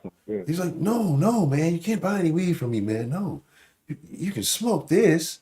I can't sell you any weed, man. Right. I don't want to be a drug dealer. I was like, what? Right. Like the nigga had weed. I think you'd have actually talking to us a little bit. Like it sounded crazy, but crazy, but he had the right idea. So he had morals and principles about what he was on, like, and it blew my mind, dog. Because I would think rich greedy motherfucker. Yeah, let me kind of get all the money. I got to get all the money. Like these niggas was cool. They was it showed love, like embraced, like didn't know us from Adam and Eve. You know what I'm saying? Excuse me. And we just like I say, and so, but being able to see that. And then seeing the environment you come up in, and then you being told this, but she's like, but I experienced this. The complete opposite. Yeah. So, and it makes you question shit, right? It makes you question shit. Like, but yeah, so when you mention that having that duality, I think that's important for kids too. And I think it's important on both sides. I think kids who grow up in opulence and have a lot should also see what it's like to have to kind of do things one man, or not to have to, to understand. Like, not saying you have to live this way, but this is what happens if you don't maintain this, or you don't, work for, the thing. So it is what it is.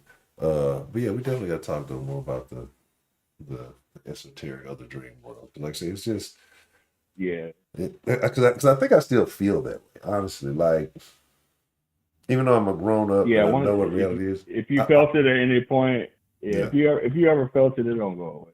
Yeah, because I be feeling tap back into it. Yeah, it's like I agree. It's like I be feeling. This sounds weird, like, and because people take words. It's like I be feeling disconnected. You know what I'm saying? I really be feeling disconnected, like when we're like, because I look around and I see shit. I'm like, this can't be real. Like, these people can't really be doing this shit. Is so obvious. Like, this shit. This is my head. This is my head fucking with me. Now I'm living in a world in which, and I feel like it's the opposite. But anyway, like, we're gonna go into a whole nother tangent on this, and this is definitely like a supernatural Saturday type conversation. We ain't had one of them in years. We just need to have a out there conversation. You know what I'm saying? Like an out there conversation, just really, because I think people have some thoughts that they're afraid to talk about because people think they're crazy. But I think we have to discuss these things. Like, I think it's important. But yeah, I do be feeling this. Y'all holler at me an illusion. We ain't afraid. Yeah, we definitely. Every time y'all get a chance to get y'all both in, either dozing off or something like that, or but we're gonna definitely have a we'll have a pick your brain session. And like I said, everybody should be able to. This is what makes the Den great. Like, other than Memphis, you're okay to come in here and say stuff and nobody think you're crazy. Memphis, my nigga, but we still trying to get the logistics of that ship. Or the whale jumping over the cruise ship. Nah, just to getting from to Alaska. I'm still trying to figure it out how to the whale is Oh a whole yeah. other matter. That's another matter we'll talk about. But shout out to Memphis. That's my name. Wherever you at, man, it's been a minute. I think Lockbird come in here early. Well, I thought my eyes was deceiving me. I was like that just popped up. Hey, Yeah, man, where am I? Lockbird ain't been here in a Yeah, minute. yeah, Lockbird. What? Let me see. Hold on, what you talking about? Yeah.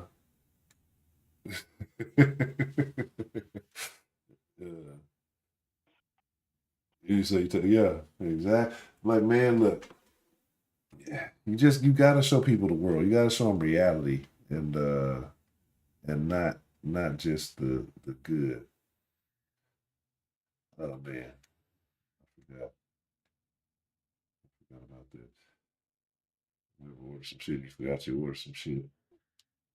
Um, Shout yeah. out to my den wife tricking these niggas and donating. All right. Well, while we get ready to wrap it up, I forgot we was in 15 minutes late. I forgot the whole time shifted and everything, so I started late. But anything else on your mind, Mr. J? Any other memories that you would like to share with the den folk? Not to get all touchy feely or sentimental, but some of my best memories have been joining the den and joining the sauce. It's brought a lot to my life and gave me an avenue to be able to been able to get other people's perspective on things. And I would hope that everybody else could say the same thing. Maybe listen to some of my conversations have changed. They listen to things, or maybe I've helped somebody through a hard time by saying something because y'all have. So yeah, shout out to everybody in the chat. And shout out to you, Honcho, because you make all this possible. Shout out to you, Jay, man. Shout out to everybody in the chat, and that's greatly appreciated because I say thank you for myself and the den folk because, like I say, I think this is a community. Like, it's something I've said it before, and maybe I'll be thinking I'll be bullshit. Like, I get more out of this than I think people realize. Like, this is almost therapeutic because honestly, when I say I talk more here Right. than I talk in real life, but I probably said more shit on this boat than I done said to people in real life. Honestly, like, I gotta really, really Oh, fuck I've with you. told y'all. What you say? I've told y'all things that I thought I was gonna take to my grave. If you know, you know. Yeah. Oh yeah. Yeah. Oh man. What? Yeah, I might have told a story or two that probably shouldn't have been from public consumption, but that was definitely some pre-den stuff. I've tried to be a little Yeah. more reserved in the more modern dens. Uh, yeah, definitely the Discord though. In the Yeah. Discord, some things have BC been den. said. We're gonna call that BC den before Yeah, Christ. yeah, that's before I bronze was getting conversion. the wild shit off in BC den. Oh man, look. Yeah, man. The den has been through some things. First and foremost, uh, shout out to the lovely Miss K Grace and the lovely Miss Sarah Lou. Thank the both of you for the Cash App love. I would greatly appreciate it.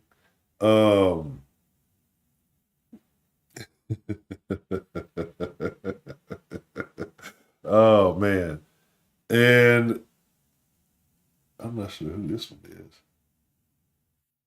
But apparently, That's scary that somebody been lurking this long and you never commented. man, it's yeah. But shout out to you though, hey.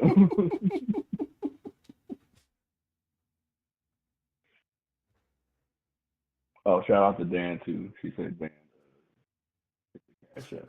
And Dan, the motherfucking man. Y'all see what y'all gotta understand about Dan. Dan is hilarious. Like y'all don't be peeping certain things. That's why I say like it's certain info. Like if you in the Discord, I think people know more. So like I think people in the chat, and so. Like the Discord is a multiplication of things. And I be telling y'all, like Dan is low key one of the funniest niggas, dog. You just like you gotta understand people and their thought process. But Dan is fucking hilarious. Like Dan dropped some little secret chats and then secret little comments and anonymous donation things in the and I didn't realize it until way later that it was Dan. You know what I'm saying? Like, cause it may be through a different thing or use a different name. And then when it clicked or whatever, it be so fucking fitting. Like, yeah, I don't know. So that's why I say I felt like if I could present I need Dan to teach a video course on how to present. Because if I could present like Dan, I think the Dan might make a little bit more sense. Because Dan always presents clear, concise arguments. I'd be everywhere. But shout out to Dan the man. Salute to you, sir. I fuck with Dan, man. Y'all don't understand. I didn't fuck with Dan at first, but that's only because I thought Dan was white and he was saying some wild shit to be white. But once I knew he was black, I was like, oh, okay, this makes a lot more sense. Yeah, I understand it. Like I said, I relate to like I'm telling y'all, like Dave, people when Dan first called, Dan talked about having an afro, and he said it so smooth. Like I don't think most people caught it what he said. You know what I mean? And I was like, man, nah, ain't no white dude gonna say he had afro. Just that just nah, so like matter of factly, you know, yeah, you know what I'm saying, just and not think twice, you know, no choking up. I'm just like, yeah, and I'm just listening. I'm saying, nah, this dude's black, and like I say, Dan been a staple ever since, man. So definitely shout out to Dan. There was some definite some female Dan detractors in here, so they might not be in here now, but yeah. And shout out to Trill too, even though he can be very abrasive. You guys gotta understand that shit. Trill, all right person. Shout out to my nigga Trill. He is about as abrasive as a Brillo pad. Oh, he a good soul. He just can't help it. Yeah. We all make bad decisions. Trill decided to be a Browns fan at one point in his life. That might be the worst memory he got to share with us. We'll forget about it. You know, it was a willing decision that you made, but we'll forget about that.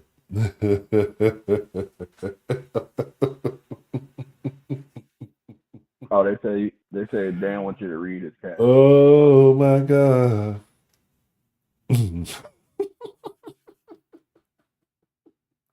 I don't know if I could share that one publicly. But there are definitely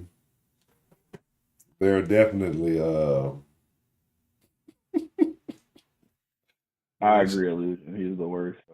Oh man. I can never work for him. If y'all just knew the things that happened in yeah, it's something I can't share everything. But good grief. Oh man. Yeah, shout out to Dan, man. Oh man. Yeah. Yeah, shout out to all the long-term Den members that's been here since the beginning, and the new ones. We appreciate y'all too. Yeah, the new ones, the lurkers. But if you've been here from the beginning, I know a lot of people get me confused because I didn't have some hiatuses here. But yeah, from somebody that's been here since the beginning, man, it's crazy to see what the Den has turned into, and it's fun to think about where it was, what it was. And it's memories like that I'll carry with me forever. Man. We didn't have some crazy combos. Oh man, definitely. We're gonna have to.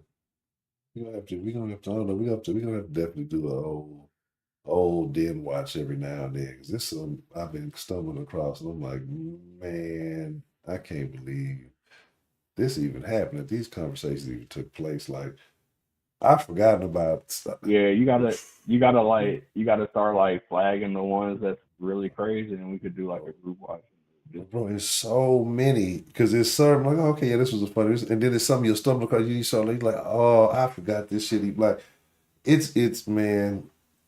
There was a point where it was almost every night something off the wall was going on, and then like yeah, if prepaid wasn't lacing somebody, if Ashley done said something crazy, Misty didn't drop the N-bomb, or she didn't fire somebody, if somebody arguing, somebody beefing, Miss Meat saying something ridiculous, you know what I mean? And then the chat is in all kind of turmoil.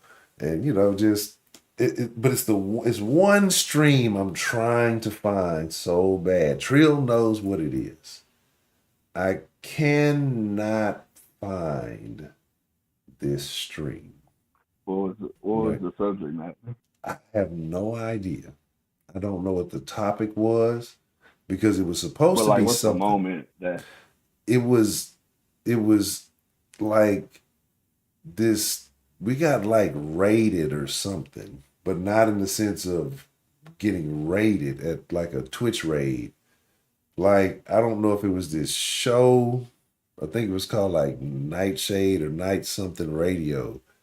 And so we have to Oh, I learn. remember that And shit. all them people, they all were calling. These were like not den regulars. These were people who never called a den. There go Trill. Yeah, And they yeah, were all. It was just they were all calling in like it was just back to back to back to back to back. And I guess they were trying to troll me, like to get me to get mad. yeah. So that's what they were saying, little racist jokes. But I'm laughing at the shit. Um, but it was a joke that was said, and it was like almost like a priest, a lawyer, and a something, or or I I can't vaguely remember. remember.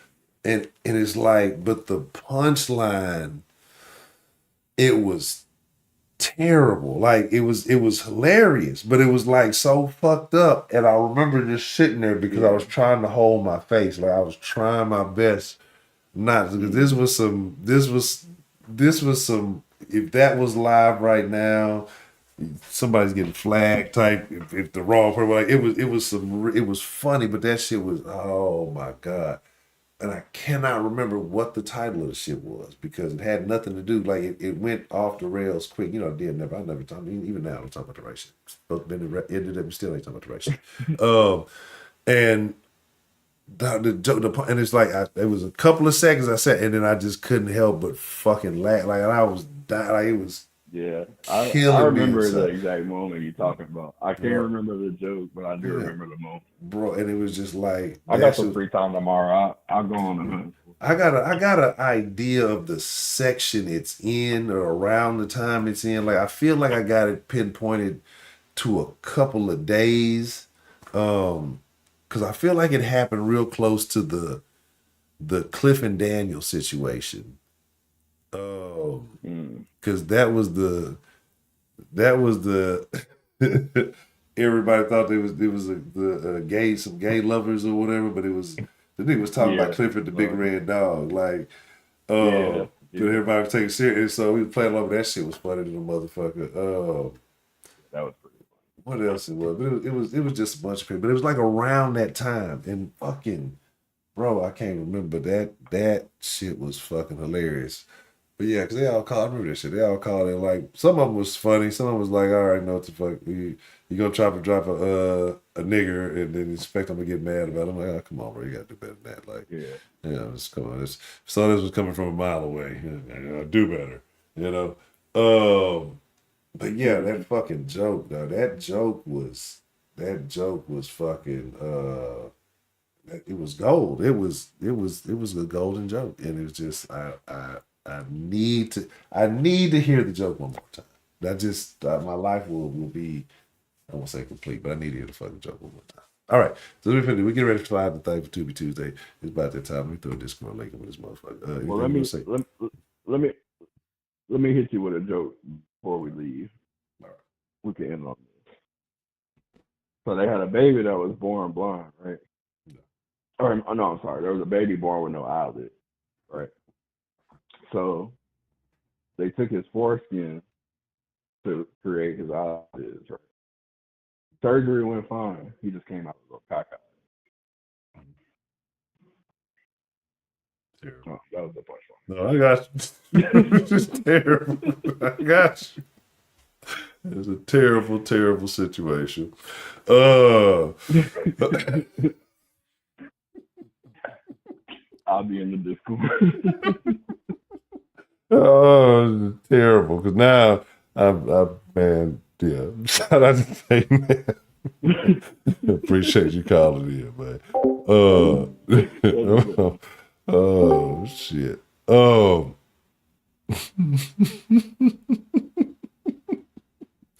It's the reason why it's funny because, you know, I called the punchline. It was a second because I'm looking at some of this and I'm thinking it's gonna go this other way. And then he said he came out cocky, and then it's like I had to hit the brakes like reverse. And this man, and yeah, it was one of those.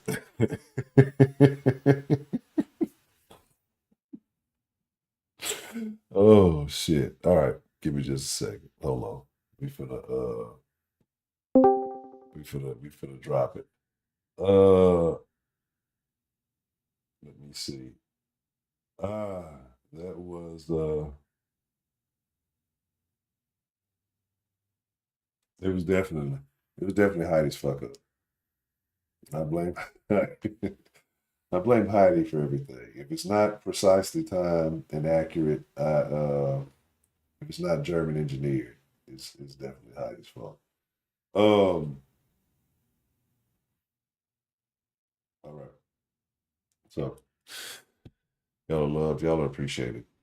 I thank y'all for being a part of this community. I thank y'all if you've been here a minute, whether you've been here for a year, whether you've been here since the beginning.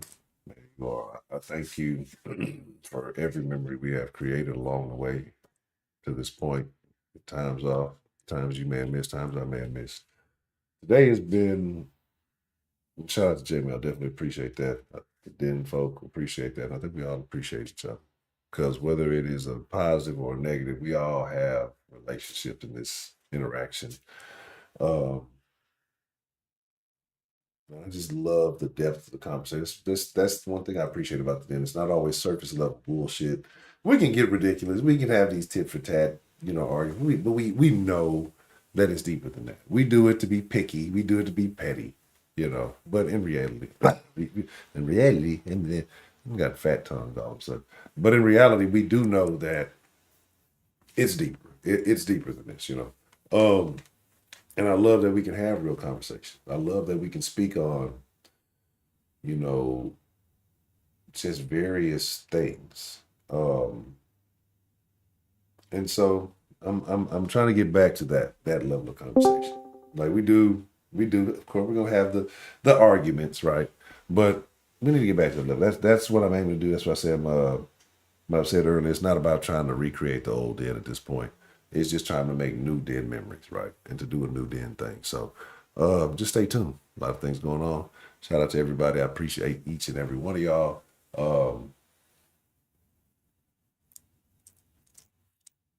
It's going down. So that being said, it has been my honor. It has been my privilege. It has been my pleasure for you guys to let me be a part of your life tonight. Y'all ain't got to go home. I implored, I dropped the Discord link. Y'all want to keep the party going, slide to the Discord and the after party. But y'all got to get the fuck up out of here because god damn it, I'm going to sleep. Well, I'm going to the Discord and then I'm being never set up to Tuesday. Then I'm going to sleep. Adios.